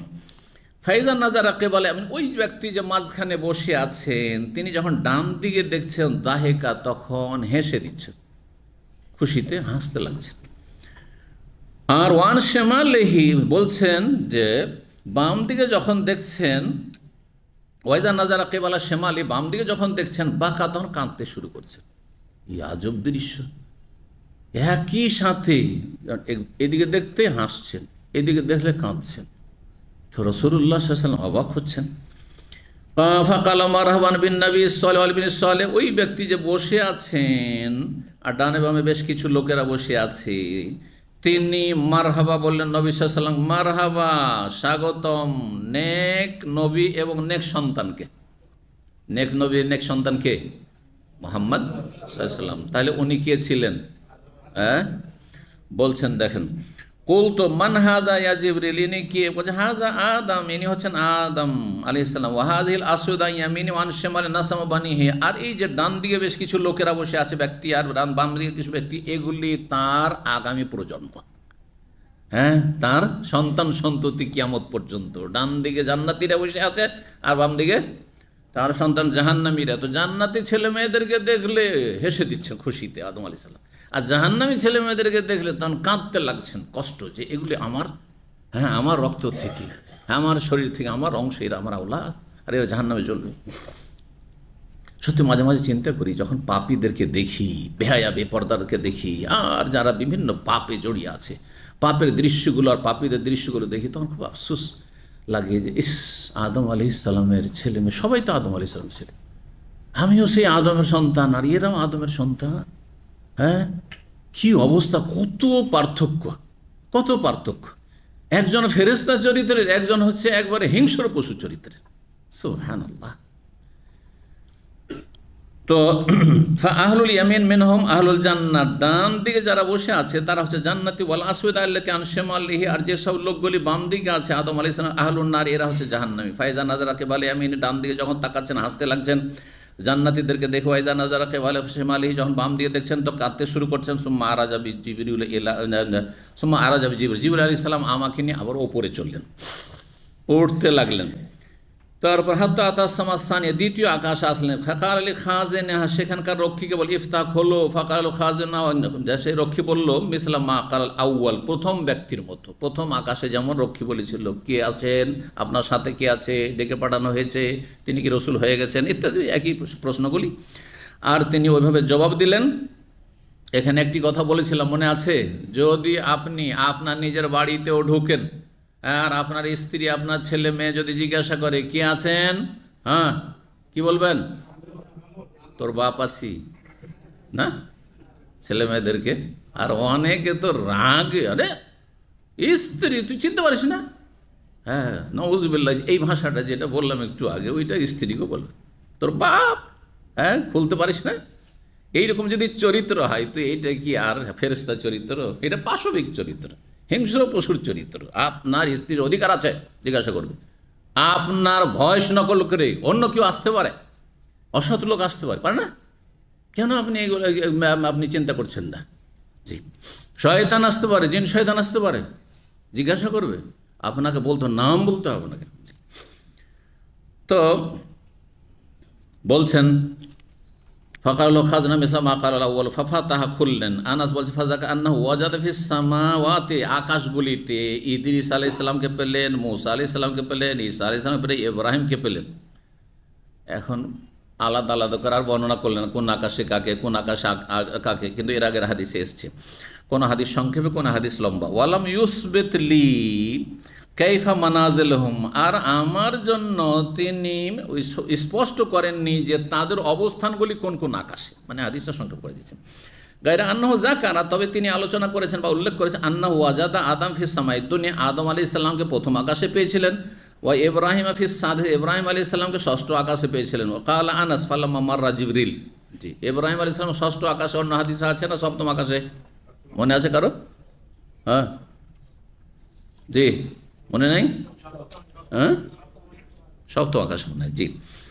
তো ওই বর্ণনাকারীর অনেক সময় ভ্রম হয়ে যেতে পারে, কিন্তু প্রসিদ্ধ যেটা যে সর্বশেষ আকাশে কাকে পেয়েছিলেন? ইব্রাহিম আলাইহিস সালামকে, জি।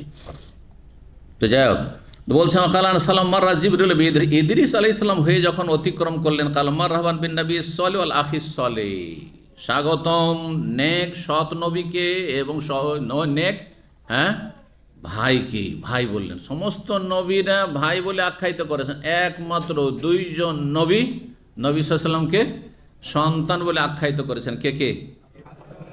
আদম আলাইহিস সালাম এবং ইব্রাহিম আলাইহিস সালাম। ইব্রাহিম আলাইহিস সালামের বংশোদ্ভূত, হ্যাঁ বংশের রক্তের দিক থেকে ইব্রাহিম আলাইহিস সালামের, জি বংশে ইব্রাহিম আলাইহিস সালামের ছেলে ইসমাইল, আর ইসমাইলকে রেখে গেছিলেন তার মায়ের সাথে মক্কায়, আর ইসমাইল আলাইহিস সালামের বংশধরী হচ্ছেন এ কুরাইশরা, জি। তো বলছেন ফাকুল তো মান হাজা কে, কাল হাজা ইদ্রিস, ইনি হচ্ছেন ইদ্রিস। ফামসুমা মারা তবে মুসা, মুসা আলাইহিস সালাম হয়ে অতিক্রম করল। ফাকার মারহাবান বিন নবী সাল্লাল্লাহু আলাইহি ওয়াসাল্লাম, কুল তো মান হাজা, ইনি কে, কাল হাজা মুসা। সুম্মা মারা তবে ঈসা, ঈসা আলাইহিস সালাম হয়ে অতিক্রম করল। মারহাবান বিন নবী সাল্লাল্লাহু আলাইহি ওয়াসাল্লাম, কুল তো মান হাজা, ইনি কে, কাল হাজা ঈসা, ঈসা আলাইহিস সালাম। সুম্মা মারা তবে ইব্রাহিম, তারপরে অতিক্রম করলাম ইব্রাহিম আলাইহিস সালামের পাশ হয়ে। ফাকাল মারহাবান বিন নবী সালেহ ওয়াল ইবনি সালেহ, ইনিও সন্তান বলেছেন। কুলতু মান হাজা, ইনি কে, কাল হাজা ইব্রাহিম, ইব্রাহিম আলাইহিস সালাম। কাল ওয়া আখবারনি ইবনু হাজমিন আন্না ইবনে আব্বাস ওয়া আবু হাইয়াত আল আনসারী কানা ইয়াকুলান, এই দুইজন ইবনে আব্বাস সাহাবী আর আবু হাইয়া আনসারী সাহাবী দুইজন বলতেন, হাদিস বর্ণনা করতে, কালা নবী সাল্লাল্লাহু আলাইহি ওয়াসাল্লাম বলেন সুম্মা উরিজাবি, তারপরে আমাকে আরও ওপরে নিয়ে যাওয়া হলো, সপ্তম আকাশে গিয়ে ওপরে নিয়ে যাওয়া হচ্ছে। বলছেন যে আমাকে ওপরে নিয়ে যাওয়া হলো, হাত্তা জাহার তোলে মুস্তাওয়া, আমি এমন একটা স্তরে চলে গেলাম। মুস্তাওয়া মানে লেভেল, ইংরেজিতে আজকাল যে মুস্তাওয়া, এমনকি লেখাপড়ার ক্ষেত্রেও মুস্তাওয়া লেভেল বলা হচ্ছে, জি, বা সেমিস্টারকে বলা হচ্ছে। তো এমন একটা আমি স্তরে চলে গেলাম যে আসমাও শরীফ আল আকলাম, কলমের আওয়াজ শব্দ শুনতে পাচ্ছি। শরীফ মানে যে কলম লিখে খর খর খর খর করে আওয়াজ করে কলম লিখলে, আজকালকার কলম খুব মানে চিকন কলম হয়ে গেছে সেই জন্য, কিন্তু আমরা কঞ্চির কলমে লিখেছি। আমরা এমন যুগে যে বলছি যে নতুন পুরাতন সবই পেয়েছি, কঞ্চির কলমে লিখেছি। বোঝা গেছে না? দেখেছেন কঞ্চির কলম? শুনেছেন শুধু, লিখেছেন? জি। তো মাদ্রাসায় লিখেছি, আর স্কুলেও তখন হইতো। আর একটা কালির বড়ি পেতাম, বড়িগুলো পানি দিয়ে গুলতাম, কারণ সস্তা, ওগুলো 5 পয়সাতে কয়েকটা পেয়ে যেতাম, 10 পয়সাতে। জি। তো তো যাই হোক, বলছেন যে কলমের আওয়াজ শুনতে পেলেন। কালা ইবনে হাজম আনাসের মালিক কালান নবী সাল্লাল্লাহু আলাইহি ওয়াসাল্লাম বলে ফারাজ আল্লাহ আলী 50 তার 50 ওয়াক্ত সালাত ফরজ করলে ফারাজাত বিযালিকা ফিরে আসলাম এই তা নিয়ে, মানে 50 ওয়াক্ত নিয়ে, হাত্তা আমর বে মুসা, তার মুসা আলাইহিস সালাম হয়ে অতিক্রম করছিলাম। ফাকাল আলী মুসা আলাইহিস সালাম জিজ্ঞেস করলেন মাল্লাযী ফরজা আলা উম্মাতিকা, হে নবী আপনার উম্মতের উপর কি ফরজ করা হইল? কুলতু ফারাজা আলিম 50 সালাতান, 50 ওয়াক্ত সালাত ফরজ করা হইল। 50 ওয়াক্ত যদি আজকে থেকে যেত তো আমাদের মধ্যে যে কেউ বাঁচত আল্লাহ জানে, তাই না? ও আল্লাহ মাফ করেন। তো বলছেন যে তাই বলছেন কালা ফারাজ রব্বাক, মুসা আলাইহিস তখন বলছেন যান আবেদন, রাজ মোরাজা মানে কি করা, যে ফলো আপ করা। আজকাল মোরাজা বলা হচ্ছে, হসপিটালে যাবেন তো মোরাজা মানে আপনি ফলো আপ করতে যাচ্ছেন, মোতাবে বা মোরাজা বলা। তো বলছে ফারাজে রব্বাক, আপনি রবের কাছে গিয়ে কি করেন, আবেদন করেন। ফাইন্নুম মাতাকাল্লা তুতিকু, আপনার উম্মত পারবে না। ফারাজাত, আমি ফিরে আসলাম। ফারাজাত রব্বি, রবের কাছে আমি আবেদন করলাম। ফাওয়াজা সাতরাহা, তার অর্ধেকটা আল্লাহ ডিসকাউন্ট করে দিলেন। হাদিসে এখানে সংক্ষেপ করে দেওয়া হয়েছে, তাই না? অন্য হাদিস যেটা বিস্তারিত, তাতে 5 করে কম করা হয়েছে। কোন হাদিসে 10 সংক্ষেপ, ওটাও তো সংক্ষেপ করা হয়েছে। 5 করে কমাতে 45 হলো, 40 হলো, 35 হলো, 30 হলো, এই করতে করতে ঘুরে যান, আসেন, আবার আসেন, এই করতে করতে 5-এ নেমে আসলো। তো বলছেন যে ফিরে আসলাম, অর্ধেক মাফ করে দাও। ফারাজাত এলাম মুসাফা আকবর, তো এসে বললাম ফাকাল রাজে রব্বাক, রবের কাছে ফাইন্না উম্মাতাকাল্লা তুতিকু যালিক, আপনার উম্মত পারবে না এই 25 ওয়াক্ত আদায়। ফারাজাত রাজাত, ফিরে গেলাম। ফারাজাত, রবের কাছে গিয়ে আবেদন করলাম। ফাকাল, শোনো, হিয়া খামসুন, শেষ 5 ওয়াক্ত আদায় করতে হবে। ওয়াহিয়া খামসুন না, আর সেটা মূলত নেকির দিক থেকে হয়ে যাবে 50-এর সমপরিমাণ। জি, খামসুনা ফিল আদায় করতে হবে 5, আর খামসুনা ফিল আজরে ও সওয়াবে, নেকি হয়ে যাবে 5-10-এ 50। 1 ওয়াক্ত নামাজ আদায় করলে 10 গুণ, সর্বনিম্ন নেকি কত? যে কোনো নেকির ক্ষেত্রে, ফরজ নামাজ হোক, সুন্নত নামাজ হোক, আপনার রোজা হোক, সাদাকা হোক, 1 টাকায় 1টা রিয়াল দান করলেন, কত নেকি পাবেন? কমের পক্ষে 10 পাবেন আপনি। মান জাবিল হাসানাতে ফালাহু আশরু আমসালিহা, কোরআনে কারীমে আয়াত আল্লাহ বলছেন যে যেই ব্যক্তি 1টা নেকি নিয়ে আসবে তার জন্য সর্বনিম্ন কত হবে? 10 গুণ হবে। কিন্তু গুনাহ করলে 1টি গুনাহই লেখা হয়। আল্লাহর এটি বড় রহমতের দিক, যে রহমত আল্লাহর গজবের ওপর প্রাধান্য পেয়েছে। নেকি করলে 10 হয়ে গেল, আর গুনাহ করলে 1ই থাকলো, 2ও হয় না। জি। তো বলছেন লায়ুবাদ্দালুল কাউলু লাদাইয়া, আমার পক্ষ থেকে আর কথায় কোনো রকমের পরিবর্তন হবে না। 5 তো 5, যাও। ফরাজাত এলাম মুসা আলাইহিস সালামের কাছে 5 ওয়াক্ত সালাত নিয়ে ফিরে আসলাম। আসছেন নিচের দিকে, ফাকালা রাজে রব্বাক, 5, যান ফিরে যান, আপনি রবের কাছে গিয়ে আবেদন করুন। ফাকুল, তো আমি বললাম কাদ ইস্তাহিয়াইতু মির রব্বি, আমি আমার রব থেকে লজ্জা পেয়ে গেছি, আর পারবো না আমি। জি। সুম্মান তালাকা, তারপরে চলতে লাগলেন। হাত্তা আতাবি, আমাকে নিয়ে চললেন, আর আমাকে নিয়ে সিদরাতুল মুনতাহাই, আগে পরে করে, সিদরাতুল মুনতাহা তো ওপরে আছে। জি। সিদরাতুল মুনতাহা ফাগাশিহা আলওয়ানুন, 6ষ্ঠ আকাশে সিদরাতুল মুনতাহার শেকড়। জি। 7ম আকাশে গাছপালা, ডালপালা ইত্যাদি। জি। ফাগাশিহা আলওয়ানুন, সেই সিদরা মানে কি? বড়ই গাছ, কুল গাছ। আর মুনতাহা মানে শেষ সীমানার, একবারে ইন্তেহা থেকে শেষ সীমানার, মানে 7 আসমানের শেষ সীমানা পর্যন্ত পৌঁছে আছে সেই বিশাল বৃক্ষ। আল্লাহ রাব্বুল আলামিনের সিদরাতুল মুনতাহা, ইনদা সিদরাতুল মুনতাহা, এটা সূরা নাজমে রয়েছে। জি। ইনদাহা জান্নাতুল মাওয়া, সেখানে জান্নাতুল মাওয়া রয়েছে। এখান থেকে বোঝা যায় জান্নাত ওপরে আছে আর জাহান্নাম নিচের দিকে আছে। বোঝা গেছে? বেশ কিছু দলিল প্রমাণ করে জাহান্নাম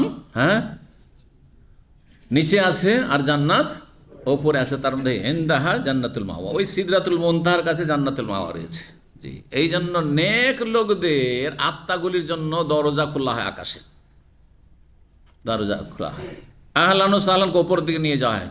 আর যারা পাপিষ্ট জাহান্নামী তাদেরকে নিয়ে যাওয়ার জন্য রিকোয়েস্ট করতে থাকে। হ্যাঁ, মালাকুল মওত গিয়ে, বা মালাকুল মওতের যারা সেনাবাহিনী আছে তার সাথে অসংখ্য সেনাবাহিনী আছে, এই নয় যে মালাকুল মওত একজনই শুধু, তো তারা করতে থাকে, কিন্তু বলছেন না, খোলা হয় না, দরজা খোলা হয় না। লা তুফাত্তাহু আবওয়াবুস সামা, কোরআনে রয়েছে আকাশের দরজা খোলা হবে না। ওয়ালা ইয়াদখুলু, জান্নাতও যাবে না তার।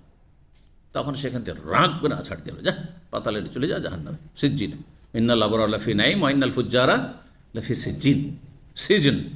তাহলে আল্লাহর জেল নিচে আছে, আর আল্লাহর নিয়ামতের জায়গায় জান্নাত উপরে আছে। জি, আল্লাহ আমাদের জান্নাতুল ফিরদৌস দান করেন। তো বলছেন যে এই গাছটাকে ঢেকে আছে এমন বিভিন্ন রকমের রং, এত আকর্ষণীয় রং, লা আদরি মাহি, আমি বুঝতেই পারছি না এই রঙগুলি এত আকর্ষণ, এত সুন্দর, সেগুলো কি কিছুই বুঝতে পারছি না, শুধু দেখে আছি আমি আশ্চর্য হয়ে। সুম্মা উদখিলতুল জান্নাত, তারপরে আমাকে জান্নাতে নিয়ে যাওয়া হলো। ফাইদা ফিহা, গিয়ে দেখলাম সেখানে জানাবেজুল লুলু, লুলু মানে মণিমুক্তা, হ্যাঁ, সহজ ভাষায় মতি, মতি বুঝেন? হ্যাঁ, মতি বলেন না, মণিমুক্তা। মণিমুক্তার কি জানাবেজ, এই জানাবেজ শব্দটির ব্যাখ্যা করতে গিয়ে বিভিন্ন ব্যাখ্যা করেছে। বাংলা অনুবাদক তো বলেছে ইট পাথর, তরজমা করেছে একটা অনুবাদে দেখলাম, জানি না অন্য অনুবাদে কী আছে, কারণ কয়েকটা বুখারী আছে, কিন্তু একজন ইট আর পাথর, কিন্তু এটা সূক্ষ্ম অর্থ হয়নি, অনুবাদক সূক্ষ্ম অর্থ করেনি।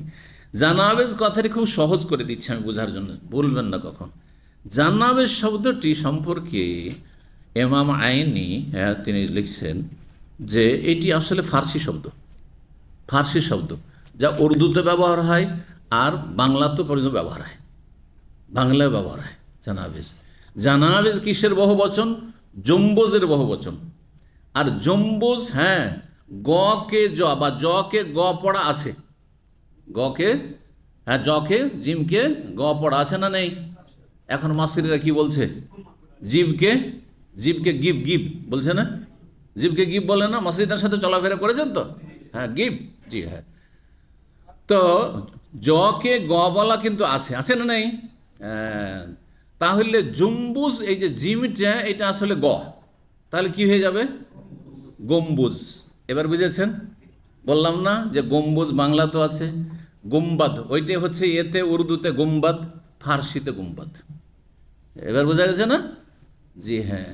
তো শব্দটা যখন বহুবচন জমাতে নিয়েছে জানাবেজ, তখন মুশকিল হয়ে গেছে আর অর্থ করতে গিয়ে যে ইট পাথর দিয়েই গম্বুজ তৈরি, হ্যাঁ, সাধারণত হয়, কিন্তু ইট পাথর দিয়ে তো তর্জমা করলে হবে না, গম্বুজ দিয়ে তর্জমা, সহজ ভাষা, কারণ বাংলায় সুপরিচিত শব্দ এটি, তাই না? তো গম্বুজ কাকে বলে? মসজিদের ওপরে বুঝাইতে হবে। গম্বুজ ধরনটা কি? হ্যাঁ, ভেতরটা খোলা, হ্যাঁ, ভেতরটা খোলা, হ্যাঁ, এইটা হচ্ছে গম্বুজ। তো এই যে গম্বুজ, কিসের গম্বুজ ছিল সেগুলি? ফাইজা ফিহা, জান্নাতে গিয়ে দেখলাম জান্নাতের যে গম্বুজগুলি, জানাবেজ বহুবচন, তাহলে অনেক গম্বুজ, তাহলে গম্বুজগুলি হচ্ছে মণিমুক্তার গম্বুজ, মণিমুক্তার গম্বুজ। মসজিদ নববীর গম্বুজ দেখতে কত সুন্দর লাগছে, অথচ ইট পাথরের গম্বুজ বা কাঠের গম্বুজ, ধরেন কাঠের রং, দেখেছেন না? দেখেননি? আবার এটা সরে যায় কিন্তু, হ্যাঁ, মুভ করে, দেখেছেন? প্রথম যখন তৈরি হয়, আমরা কিন্তু মদিনা ইউনিভার্সিটি যখন ছাত্র, তখন এই এলাকাগুলো তৈরি শুরু হয়েছিল। তার তৈরি শুরুর আগে প্রথম বছরটা পড়াশোনা করেছি, পুরাটা টিন শেড ছিল, আর শুধু ফ্যান চলতো, আর খোলা একবারে রোদ পড়তো, এত গরম, ওইখানে কোনো রকম নামাজ পড়ে দৌড় দিত, বসা যেত না এই অবস্থা। আর তখন তো এত ভিড় ছিল না, কারণ উমরার রাস্তা তো খোলা টোলা ছিল না, যার ফলে গোটা বছর ওই হজের মৌসুম ছাড়া, হজের 1-1.5 মাস বা 2 মাস ছাড়া গোটা বছর, আর রমজান মাসে কিছুটা ভিড় থাকতো। বাকি আমরা ভিতর দিকে, সবসময় ভিতর দিকে এসে সালাত আদায় করতাম। এমনকি আসর পরে এসে দেখি এখন তো কোনো চান্স নেই, অ্যাপয়েন্টমেন্টও পাওয়া যায় না অনেক সময়, কিন্তু তখন এসে রওজাতে খালি পড়ে আছে, রওজাতে এসেও জায়গা পাওয়া যেত। আসর পরে যদি প্রথম বাসে চলে আসলাম, 10-12টা বাস প্রতিদিন নিয়ে আসে। মধ্যে ইউনিভার্সিটির এটা বৈশিষ্ট্য, মক্কা ইউনিভার্সিটিতে এটা এই ফ্যাসিলিটি নেই। নিয়ে আসবে আসর পর একবারে মাগরিবের আধা ঘন্টা পর্যন্ত 10-12টা বাস আসতে থাকবে, একটার পর একটা, একটার পর একটা। আবার এশা পরে শুরু হবে, এশার পরে রিটার্ন নিয়ে যাওয়া শুরু হবে, আবার রাত 10টা পর্যন্ত 10:30 পর্যন্ত চলতে থাকবে। তো সুবহানাল্লাহ, ভিতরে এসে আরামসে পড়াশোনা, আসরে বসলাম, এশা পর্যন্ত লেখাপড়া যা করা, হাদিস মুখস্থ করেছি। প্রতি বছর হাদিস আমাদের মুখস্থ করতে হয়, 10 পারা কোরআন মুখস্থ করতে হয়েছে। আর হাদিস মুখস্থ করতে হয়েছে হাদিস ফ্যাকাল্টিতে 250 করে, প্লাস কম্পিটিশনে 150 করে, এতগুলি করে হাদিস, 400-500 করে প্রতি বছরে হাদিস মুখস্থ। হ্যাঁ, তো এগুলো সব মসজিদ নববীতে করেছি, আলহামদুলিল্লাহ মসজিদ নববীতে করেছি। আর বাইরের দিকগুলো এগুলো সব কী ছিল, টিন শেড ছিল। তারপরে তখন কাজ শুরু হলো, নির্মাণ কাজ শুরু হলো প্রথম। আর তারপরে ধীরে ধীরে 4 বছর মধ্যে মাশাআল্লাহ এগুলো তৈরি হয়ে গেল। চতুর্থ শেষ বছরে তখন গম্বুজগুলো প্রথম তৈরি হলো, আর গম্বুজ প্রথম আমাদেরকে দেখতে নিয়ে আসা হলো, ভিতরে ঢুকিয়ে সব কীভাবে কী করছে, নতুন তো তখন দেখতে আলাদা লাগতো, সুন্দর। প্রথম এসে সেট হচ্ছে, আবার সরে যাচ্ছে, দেখাচ্ছে। আর তারপর আরও অনেক কিছু আছে, আন্ডারগ্রাউন্ডে বহু কিছু রয়েছে, সেগুলো দেখানো হয়েছে আলহামদুলিল্লাহ এক সময়। তো যাই হোক, বলছিলাম গম্বুজের কথা। ফাইজা বিহা জানাবেজুল লুলু, মণিমুক্তার গম্বুজ জান্নাতে দেখলাম অনেক। ওয়াইদা তুরাবহার, জান্নাতের মাটি দেখলাম আল মিসকো, কস্তুরীর। কস্তুরী হচ্ছে মূল্যবান আতর। সেটা কি থেকে তৈরি হয়? মৃগ নাভি থেকে। মৃগ নাভি মানে হরিণের নাভি থেকে তৈরি হয়। জি, যা আমরা শুধু শুনতেই আছি। হ্যাঁ, আর কিছু আতর পাওয়া যায়, হ্যাঁ, নাম শুধু মিস্ক লেখা থাকে, কি মিস্ক, কিন্তু সেই মৃগ নাভির গন্ধটাই হয়তো, হ্যাঁ, 1%ও নাই হয়তো। হ্যাঁ জি, সব কেমিক্যাল। 6 নম্বর অধ্যায় বলছে বাবু কাউলিল্লাহ তাআলা। এই অধ্যায় হচ্ছে মহান আল্লাহর এই বাণী সম্পর্কে। ওয়াইলা আদিন আখাহুম হুদা। এই অধ্যায় শুরু করার আগে আর দু একটি কথা বলে না ভালো হবে, কারণ সহিহ বুখারী সম্পর্কে অনেক ধরেন মাদ্রাসার ছাত্র, মাদ্রাসার যারা আলেম শিক্ষক অনেক সময় আমার আলোচনা শুনতে পারেন। এখানে জানাবেজ এইটা হচ্ছে বেশি শুদ্ধ শব্দ এখানে, কিন্তু কোনো রেওয়ায়তে সহিহ মুসলিমে এমনকি সহিহ বুখারীর কিছু কিছু নসখাতে হাবাইল এসেছে, জানাবেজ আসেনি, হাবাইল শব্দটি এসেছে। তো হাবাইল শব্দটির অর্থ কি হবে এটি সম্পর্কে নানা মত রয়েছে। একদল বলছেন না, জানাবেজটাই শুদ্ধ, আর হাবাইলটা এটা বিকৃত হয়ে গেছে, তা সিফ। দেখেন, আগের যুগে কিন্তু নোক্তা ছিল না, ফোঁটা ছিল না, বুঝছেন না? এই যে বা, তা, সা এর ফোঁটা নোক্তা আছে না? বায়ে কয়টা নোক্তা? একটা, তায়ে দুটো, সায়ে এগুলো ছিল না প্রথম দিকে। এমনিতে পড়তে হতো, আরবরা এমনি পড়তো, কারণ তাহলে শব্দ দেখে আইডিয়াতে পড়তো যে এটা বা না, এটা তা না, এটা সা। এবার বোঝা গেছে? জি। আর জের জবর হরকতও ছিল না। আর সেটা এখনও ধরেন ওই কোরআন ছাড়া আর হাদিসের কিতাব ছাড়া বেশিরভাগ কিতাবাদিতে কি আছে? আরবি হচ্ছে জের জবর ছাড়া, হরকত ছাড়া। এই জন্য আপনাদের জন্য পড়া মুশকিল, কিন্তু আপনারা যারা আরবি দেখে দেখে পড়তে পারেন তারা জের জবর তাহলে পড়তে পারবে, জের জবর না তাহলে পড়তে পারবেন। কোনখানে জবর দিতে হবে, কোনখানে জের দিতে হবে, কোনখানে তানমিন হবে, কোনখানে তানমিন হবে না, হ্যাঁ, কোনখানে জজম হবে, কোনখানে তাসদীদ হবে, কি করে জানবেন? সেটা তো আমরা জানবো, কারণ আমরা গ্রামার পড়েছি, ঠিক না? তো কত তাহলে আরবি ভাষা জটিল ছিল না, তাতে নোক্তা ফোটা ছিল, আর না তাতে কি ছিল? জের জবর।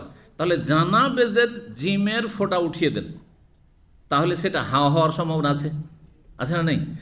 নুনের নোক্তা উঠিয়ে দেন, তাহলে সেটা নুন হওয়ার যেমন সম্ভাবনা জানাবেজ, তেমনি বা হওয়ার সম্ভাবনা আছে। তাহলে হাবা হয়ে গেল, জানার জায়গায় কি হয়ে গেল? হাবা হয়ে গেল।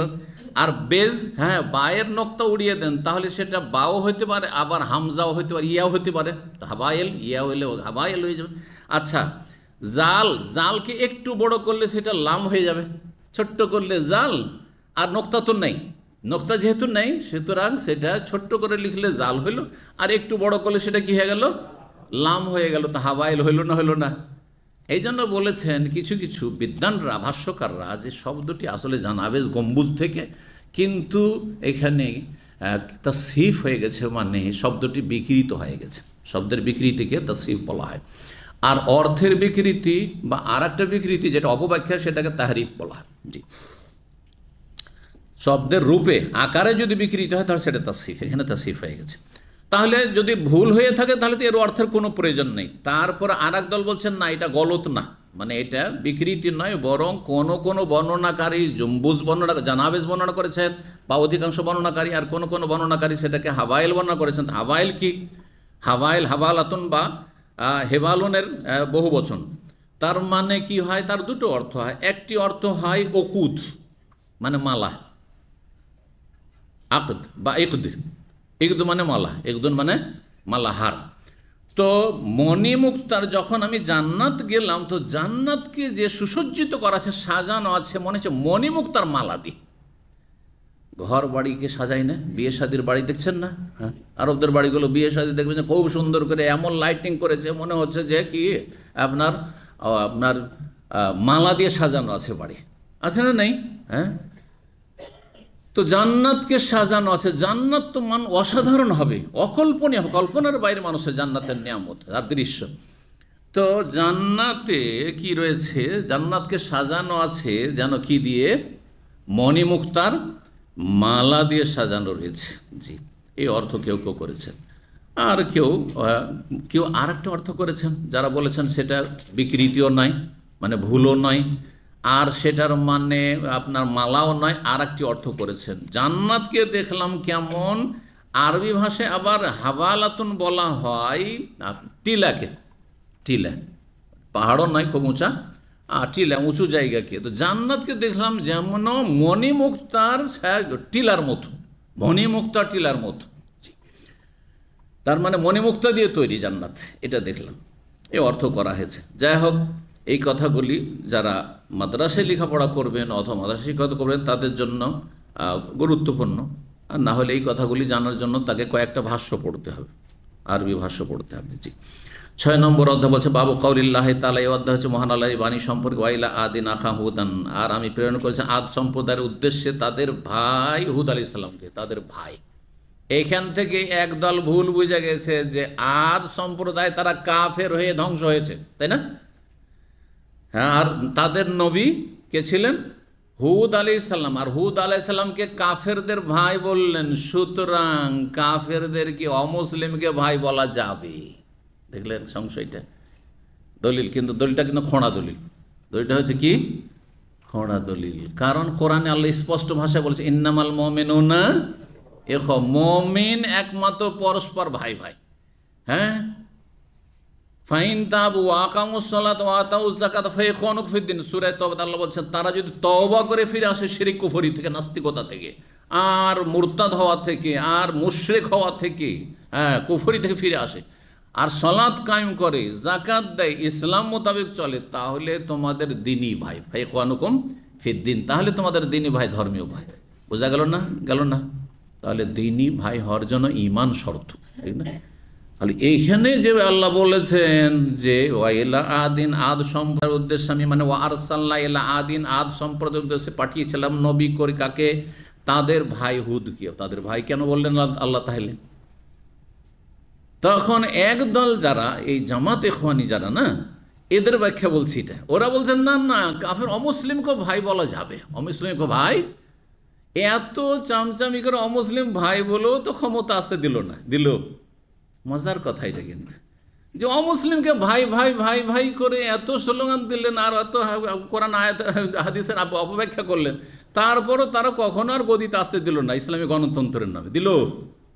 পাশ করলেও দিল না, পাশ করলেও দিল না। মিশরে দিল, মুরসিকে থাকতে দিল, পাশ তো করেছিল, তো পাশ করলেও থাকতে দেবে না। এটা হচ্ছে চিরসত্য। গণতান্ত্রিক পদ্ধতি কোনোদিন ইসলাম কায়েম হবে না। যদি হইতো আলজেরিয়াতে হইতো, আর হইতো তাহলে মিশরে হইতো, আর হইতো তাহলে ওই তুরস্ক হইতো। বুঝতে পেরেছেন? তারপর যদি শিক্ষা না নেন তাহলে অধম, অধম। যেই পথের পথিক ছিলেন রাসূলুল্লাহ সাল্লাল্লাহু আলাইহি ওয়াসাল্লাম, আম্বিয়া রাসূলগণ সাহাবাকে, সেই পথের পথিক হন। হ্যাঁ, আর আপনি কাজ করে যান। যদি আল্লাহ দিয়ে দেন খেলাফত, আলহামদুলিল্লাহ। যদি নাও দেন, সেই পথের পথিক, নবীর পথের পথিক হবেন। নবীর তরিকা আছে, এই গুমরাহির পথে যাবেন না, এই কুফরিতন্ত্রের পথে যাবেন না। জি, তো এরা ব্যাখ্যা করে। কারণ আমার কিছু ইখওয়ানি আলেমদের সাথে একসময় দামামে পরিচয় ছিল, আরব ইখওয়ানি, সিরিয়ান। তো সে আমার সাথে একদিন এই বিষয় নিয়ে আমার সাথে তখন একটু তর্কে এসছে। বড় মসজিদের একজন ইমাম ছিলেন, নামটা বলছি না। তো উনি বলছেন যে না না, অমুসলিমরাও আমাদের ভাই, কিন্তু ভাই কিন্তু বলছে আল আল ইখওয়াফিল ইনসানিয়া, মানুষ হিসাবে ভাই। ওদের কাছে ব্যাখ্যা দেখেন যে অমুসলিমেরা মানুষ হিসাবে ভাই, কারণ তারাও আদম সন্তান, আমরা আদম সন্তান। বুঝতে পারছেন যুক্তিটা ইখওয়ানি জামাতিদের? আর মুসলিমরা হচ্ছে আমাদের দ্বীনি ভাই, ধর্মীয় ভাই। এই দুই ভাইয়ের ভাগ করেছে তারা। আর দলিল, এই সংশয় হচ্ছে খোঁড়া দলিল হচ্ছে যে ওয়াইলা আদিন আখাম হুদান, আদ সম্প্রদায়ের উদ্দেশ্যে তাদের ভাই হুদ আলাইহিস সালামকে পাঠিয়েছিলাম, যে হুদকে যে আল্লাহ নবীকে ভাই বলে দিলেন কাফেরদের, অথচ আদ সম্প্রদায়কে আল্লাহ ধ্বংস করেছেন। হ্যাঁ, 8 রাত 7 দিনের, সব আলাইয়ালিন ওয়াসামানে, তাই 7 রাত আর 8 দিনের ঝঞ্ঝাবায়ু দিয়ে, ঘূর্ণিঝড় দিয়ে। তো এর উত্তর কি দেবেন? উত্তর না জানলে তো মহা মুশকিল। তার মধ্যে কথা তো ওদেরই ঠিক মনে হয়, তাই না? যে অমুসলিম আমাদের ভাই, হ্যাঁ ওরা মানবতার ভাই, হ্যাঁ মানুষ হিসাবে ভাই, আর মুসলিমরা আমাদের ধর্মীয় ভাই। না না না না না, এই ভাগ নেই ইসলাম। এই ভাগ থাকলে ইন্নামা বলতেন না। ইন্নামা মানে এই বই কিছু না, এই ছাড়া কিছু না। ইন্নামার তর্জমে হচ্ছে যে এই ভিন্ন অন্য কিছু নাই। কি? আল মুমিনুনা ইখওয়া, মুমিন শুধু ভাই ভাই, কাফের কোনোদিন ভাই না, কোনো রকম ভাই না। তার কথা বোঝা গেছে? জি। কারণ ভয় কেন এত বেশি, এত কেন গোলামি, আর এত কেন ভয় করবেন আপনি? হীনমন্যতে ভুগছেন যে তারা অসন্তুষ্ট হয়ে যাবে। হক কথা বলেন, হক কথা বলেন। আল্লাহ তৌফিক দান করুন। জি। তো কথা হচ্ছে যে এর অর্থ তাহলে কি? এর অর্থ হচ্ছে হ্যাঁ স্বজাতি, ভাই না। আর ভাই কথাটি স্বজাতিকে বলা হয়। যেমন আরবরা এখনো বলে, বাঙালি, দুটো বাঙালি আছে না, একজন আরো বলছে আন্তা হাজা আফুক সওয়া সওয়া, বলছে না? বলছে না ভাই নাকি? ভাই কিসের? স্বজাতি। উদ্দেশ্য হচ্ছে তার কি? স্বজাতি। তাহলে আখু শব্দটি আরবিতে স্বজাতির অর্থে ব্যবহার হয়। তো ওয়াইলা আদিন, আদ সম্প্রদায়ের উদ্দেশ্যে আমি প্রেরণ করেছিলাম, আল্লাহ বলছেন আখাহুম, তাদেরই স্বজাতি হুদকে, মানে তাদের বংশেরই একজন নবী তিনি ছিলেন, তাদের বংশের, তাদের স্বজাতি। জি, এটা হচ্ছে তার অর্থ। ভালো করে শুনে রাখেন। তো সূরা আরাফ আয়াত নম্বর 65 ছিল। আর আরেকটি আয়াত হচ্ছে ইজ আনজারা কওমাহু বিল আহকাফ, যখন তিনি স্মরণ করো নিজ সম্প্রদায় আদ সম্প্রদায়কে হুদ আলাইহিস সালাম সতর্ক সাবধান করেছিলেন আল্লাহর আযাব থেকে। বিল আহকাফ, আহকাফ এলাকায়, আহকাফ অঞ্চল। আহকাফ অঞ্চল কোথায়? যে এলাকায় বিশাল বিশাল বালির মরুভূমির স্তূপ ছিল, স্তূপ, টিলা। কোন এলাকা সেটি? সেটি হচ্ছে আপনার ইয়েমেন আর ওমান আর সৌদি আরবের বর্ডার। যে এলাকার একটা অংশকে আরব দেশে বলা হয় আরবুল খালি, মানে ইংরেজিতে বুঝবেন, রবুল খালি অনেকে জানেন না আরবিতে। রবো মানে 4 ভাগের 1 ভাগ, আর খালি মানে শূন্য, এমটি কোয়ার্টার। নাম শুনেছেন এটা? যদি কারো জিওগ্রাফিয়া মানে ভূগোল সম্পর্কে জ্ঞান থাকে, আরব দেশের ভৌগোলিক জ্ঞান থাকে, তাহলে তারা জানবে এমটি কোয়ার্টার। কারণ যারা আরামকর সাইটে কাজ করে, অনেক আমাদের বাংলাদেশি ভাইরা আমার সাথে মাশাআল্লাহ ওই 2005-এর যুগ থেকে টেলিফোন করতেন। ওনারা টেলিফোন করতেন, আর মাসে একবার তাদেরকে ফ্লাইটে করে, আরাম করে ফ্লাইটে করে শপিং করতে তারা আসতো, সেই দাহারানে নামতো। আর আসার পরে এখানে এই দাম্মাম খোবারে শপিং করে আমার সাথে দেখাও করে গেছে তারা। তো এখানে কোনো রোড রাস্তা এখন পর্যন্ত ভালো ছিল না। হ্যাঁ, এখন হয়েছে আপনার এই আপনার বাথা পর্যন্ত, আপনার যে দুবাইয়ের বর্ডার বা আবুধাবির বর্ডার, আর এইদিকে আপনার যে কাতারের বর্ডার, যে সালোয়া, এইসব এলাকা পর্যন্ত। কিন্তু তারপরে হ্যাঁ বিস্তর অঞ্চল রয়েছে যেগুলো বালি আর বালি, বালি আর মরুভূমি আর মরুভূমি। এই মরুভূমিতে অনেক সময় যখন ধুলো উড়া শুরু হয়, বালি উড়া শুরু হয়, তখন উঁট পর্যন্ত বালিতে ঢেকে থেকে যেত। এইসব কিচ্ছা কাহিনী রয়েছে। মানুষ চলতে চলতে মানুষ পুঁতে থেকে গেছে সেই বালিতে। জি। আর জানেন যে এখানে যখন ধুলো উঠতে লাগে কিছু কিছু সিজনে, তখন দুনিয়াতে অন্ধকার হয়ে যায়, হয় না? যারা এখানে যাদের এখানে বসবাসের অভিজ্ঞতা আছে, আমার 2বার ফ্লাইট ক্যান্সেল হয়েছে এই ধুলো বালি উড়ার জন্য। বক্তব্য এক সময় তো খুব বেশি যেতাম, গোটা সৌদি আরব ঘুরতাম, আর 2বারই হাফরুল বাতেন থেকে। কারণ আমাদের দামামের চাইতে বেশি হাফরুল বাতেন খাবজি, ওইদিকে আরও বেশি মরুভূমির বালি উড়ে, আরও বেশি। সুবহানাল্লাহ, ফ্লাইটের টিকিট আছে, এয়ারপোর্টে এসে বসে আছি, অন্ধকার রাস্তা, কি যে রিস্ক নিয়ে আমাকে পৌঁছাইলো যে ভাই পৌঁছে, জাযাহুল্লাহ খায়ের। আর বসে থেকে শেষ পর্যন্ত রিয়াদ থেকে এসে প্লেন পৌঁছিতে পারলো না, ওখানেই থেকে গেল। রিয়াদ থেকে না আসলো, তার কোনো ফ্লাইট নেই হাফরুল বাতেনে। যাওয়ার পরে সেখানে বসে থেকে থেকে অনেক রাত 10টা 11টা হয়ে গেল। তখন আর দিনই ভাইরা ছিল সব ইয়েতে হাফরুল বাতেনে, তাদেরকে ফোন দিলাম যে আমি তো এয়ারপোর্টে আছি। বলছে আসেন। ওরা তো খুশি খুব, মাশাআল্লাহ। গেলাম, আমাদের একজন খলিলুর রহমান ভাই ছিলেন ব্রাহ্মণবাড়িয়ার, জাওয়াল্লাহ খের মাদ্রাসাও করেছেন এখনও দেশে। তো ওনার বাসায় দেখছি বিশাল আপ্যায়ন ব্যবস্থা, আর দিনী ভাইরা সব জমা হয়ে গেছে 25-30 জন। তো ওইখানে একটা মজলিস হয়ে গেল। আর তারপরে বললাম যে ভাই আমি রাত থাকবো না, যাক টিকিটের আশা করে 24 ঘন্টা একটা ফ্লাইট, বলছে যে আশা করে যে আগামীকালকে আবার এই রাত 9টা-10টার সময় ফ্লাইট। আমি বললাম যে এতক্ষণ 24 ঘন্টা কেন বসে থাকবো, 5-6 ঘন্টার দাম পৌঁছে যাবো আমি। হ্যাঁ, সাব করতে টিকিটের এখন পর্যন্ত টিকিটের পয়সা রিফান্ড হয় না, থেকেই গেছে। 2টো টিকিট এভাবে হয়েছে, কারণ টিকিটগুলো যেহেতু আমার অ্যাকাউন্ট থেকে করা হয়নি, যার ফলে আমার এখতিয়ারও নাই। যারা করেছে তারাই রিফান্ড করতে পারেছে, সে কোনোটাই তারাও গুরুত্ব দিল না। আর মহিমা আমি সেখান থেকে আলহামদুলিল্লাহ বাসে এসে সকাল 6টা-7টার দিকে এসে নেমে গেলাম দমদমে। এই ছিল কাহিনী। তো মাঝে মাঝে এখানে এত বালি উড়ে, আল্লাহ আকবার, বালির দেশ, বিশেষ করে এই পূর্ব অঞ্চল সৌদি আরবের। তো কি বলতে গিয়ে কি বললাম, আহকাফ এলাকা বলা হয় এই এলাকায়। জি, এই এলাকায় বসবাস করতো কারা?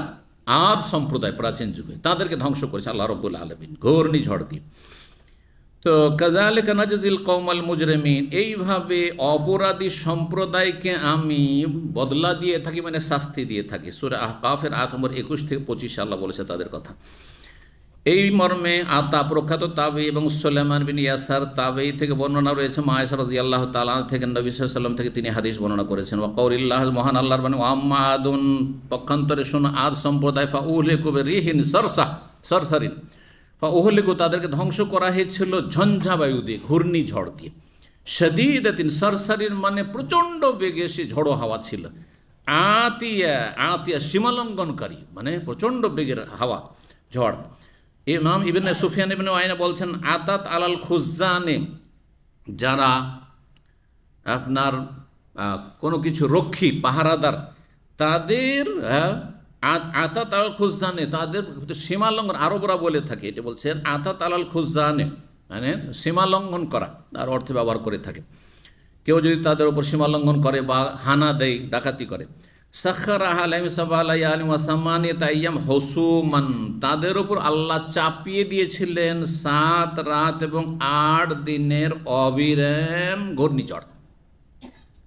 হুসুমান মানে অবিরাম, বিরামহীন, থামেনি, চলতেই থেকেছে। হুসুমান মুতাতাবিআ মানে অবিরাম। ফাতারাল কওমা ফিহা সারা, তারপরে এই জাতি সব মৃত হয়ে পড়েছিল। সার সব মুখের উপুড় হয়ে পড়েছিল। সার মানে হচ্ছে উপুড় হয়ে পড়ে থাকা, মুখের ভারে পড়ে থাকে। কান্নাহুম আজাজু নাখলিন খাওয়িয়া, তাদেরকে দেখে মনে হচ্ছিল যে খেজুর গাছের শূন্য কাণ্ড, খেজুর গাছের সার শূন্য কাণ্ড। খাওয়িয়া মানে খালিয়া, খাওয়ি আর খালি একই অর্থ, শূন্য।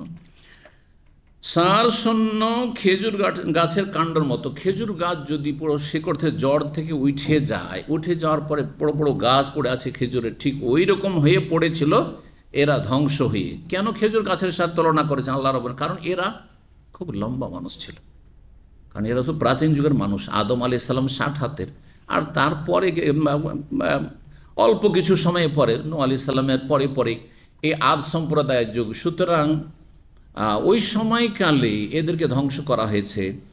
তাহলে জানতে হবে যে এরা কত লম্বা ছিল তাহলে এদের বডি।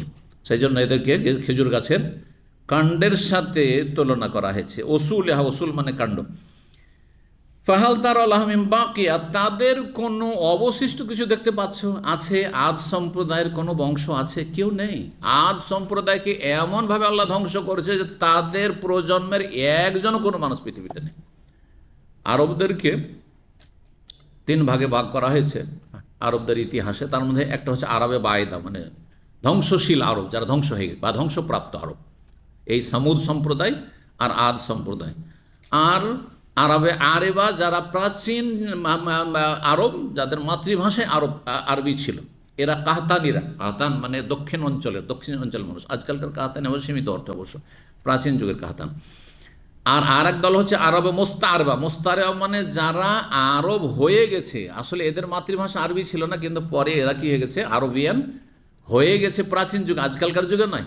যে কোনো অনারব, হ্যাঁ, ইন্ডিয়া, বাংলাদেশ, পাকিস্তান থেকে বা বোখারা থেকে এসে ন্যাশনালিটি পেয়ে গেছে আর তারপরে আরব হয়েছে, না এরা না মোস্তারেবা নয়, এরা তো অনারবি, যদিও নাগরিকত্ব পেয়েছে আরব দেশে। আসল মোস্তারেবা কারা বলছেন যে ইসমাইল আলাইহিস সালাম থেকে যে বংশধর চলে আসে এরা মোস্তারেবা। মানে নবী সাল্লাল্লাহু আলাইহি ওয়াসাল্লামের বংশধর কার বংশ? ইব্রাহিম আলাইহিস সালামের বংশ। ইব্রাহিম আলাইহিস সালাম কোথাকার মানুষ ছিলেন? হ্যাঁ, ইব্রাহিম আলাইহিস সালামের অরিজিনাল ইরাকের মানুষ, তার বাপ আজর ইরাকের ছিল। আর যখন বাপ তাড়িয়ে দিল তখন হিজরত করে শাম দেশে ফিলিস্তিন চলে গেলেন, তাহলে তারপরে প্যালেস্টাইনে ছিলেন। তাহলে তাদের ভাষা তখনকার যুগে ইরাকের ভাষা আরবি ছিল না, বরং ইমাম আবু হানিফার যুগে তো ইরাকের ভাষা ফার্সি ছিল, এই জন্য ইমাম আবু হানিফা ফার্সি জানতেন। তার মাতৃভাষা, তার বাপদাদার বংশ অগ্নিপূজক, তার মজুসি। আবু হানিফার নাম কি, কে বলতে পারে? দেখছেন, অধিকাংশ আপনারা এসছেন হানাফি মযহাব থেকে, ওইটার নাম বলতে, ইমামের নামই বলতে পারেন না। হ্যাঁ, নওমান, বাপের নাম সাবিত, হ্যাঁ, নওমান বিন সাবিত। আর সাবিতের বাপই হচ্ছে মুশরিক ছিল, মজুসি, অগ্নিপূজক ছিল। দাদা এবার আবু হানিফার দাদা মুশরিক ছিল, মজুসি। তো যাই হোক, তো বলছিলাম যে আরবে মোস্তার মানে যারা আরব হয়ে গিয়েছে, মানে অন্য ভাষাভাষী ছিল ফিলিস্তিনে, আর তারপর যখন মক্কায় তাদেরকে রেখে যাওয়া হলো, ইসমাইল আলাইহিস সালামকে রেখে যাওয়া হলো, হাজারকে রেখে যাওয়া হলো, পাশে খোজা গোত্র এরা কাহাতানি এরা বসবাস করতো, তাদের সাথে চলাফেরা আত্মীয়তা হইলো, বিয়ে শাদী হলো, আর তারপরে তাদের ভাষা আরবি হয়ে গেল। জি, যাই হোক, এই ছিল বাকিয়া মানে বাকিয়া, অবশিষ্ট। 3343 নম্বর হাদিস, যথেষ্ট সময় হয়ে গেছে। ইবনে আব্বাস রাদিয়াল্লাহু তাআলা আনহু হতে বর্ণিত, তিনি বলেন যে নবী সাল্লাল্লাহু আলাইহি ওয়াসাল্লাম বলেছেন, নসের তো বিসাবা, আমাকে পূর্ব দিকের বাতাস দিয়ে সাহায্য করা হয়েছে। ওয়া উহলিকাত আদুন বিদাবুর, আর আদ সম্প্রদায়কে ধ্বংস করা হয়েছে পশ্চিমা বাতাস দিয়ে। পূর্বের বাতাস আর পশ্চিমা বাতাস, পূর্বের বাতাস ঠান্ডা হয়, শীতল হয়, আর পশ্চিমা বাতাসে অশান্তি থাকে বেশি, স্বাভাবিক এটা।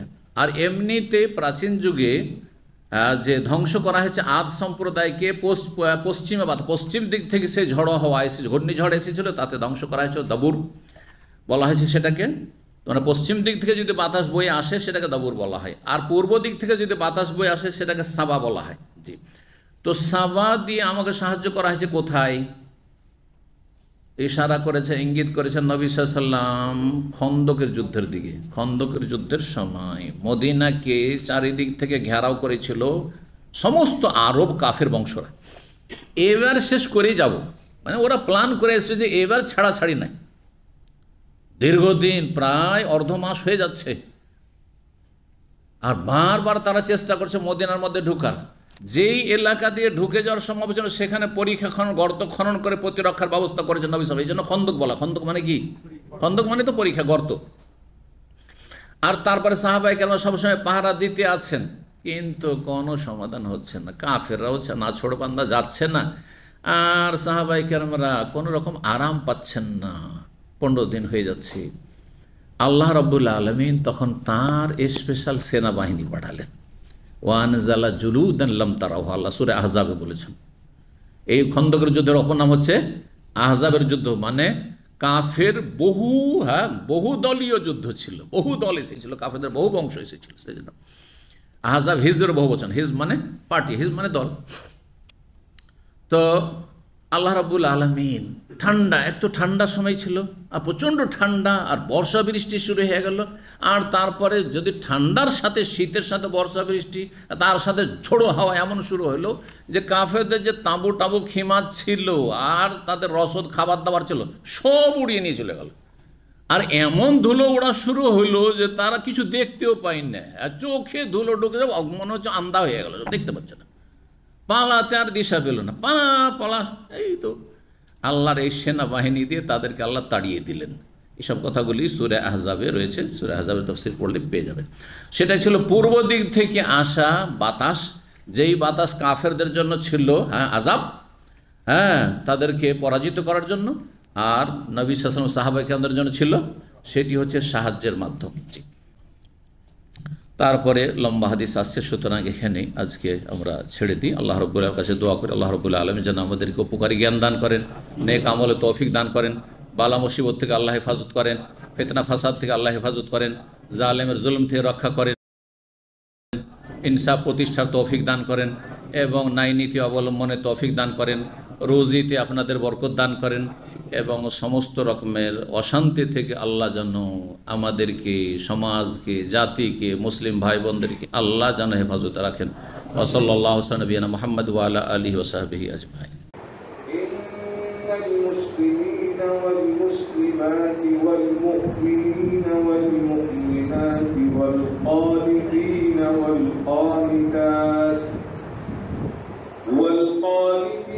والقانتات والصادقين والصادقات والصابرين والصابرات والخاشعين والخاشعات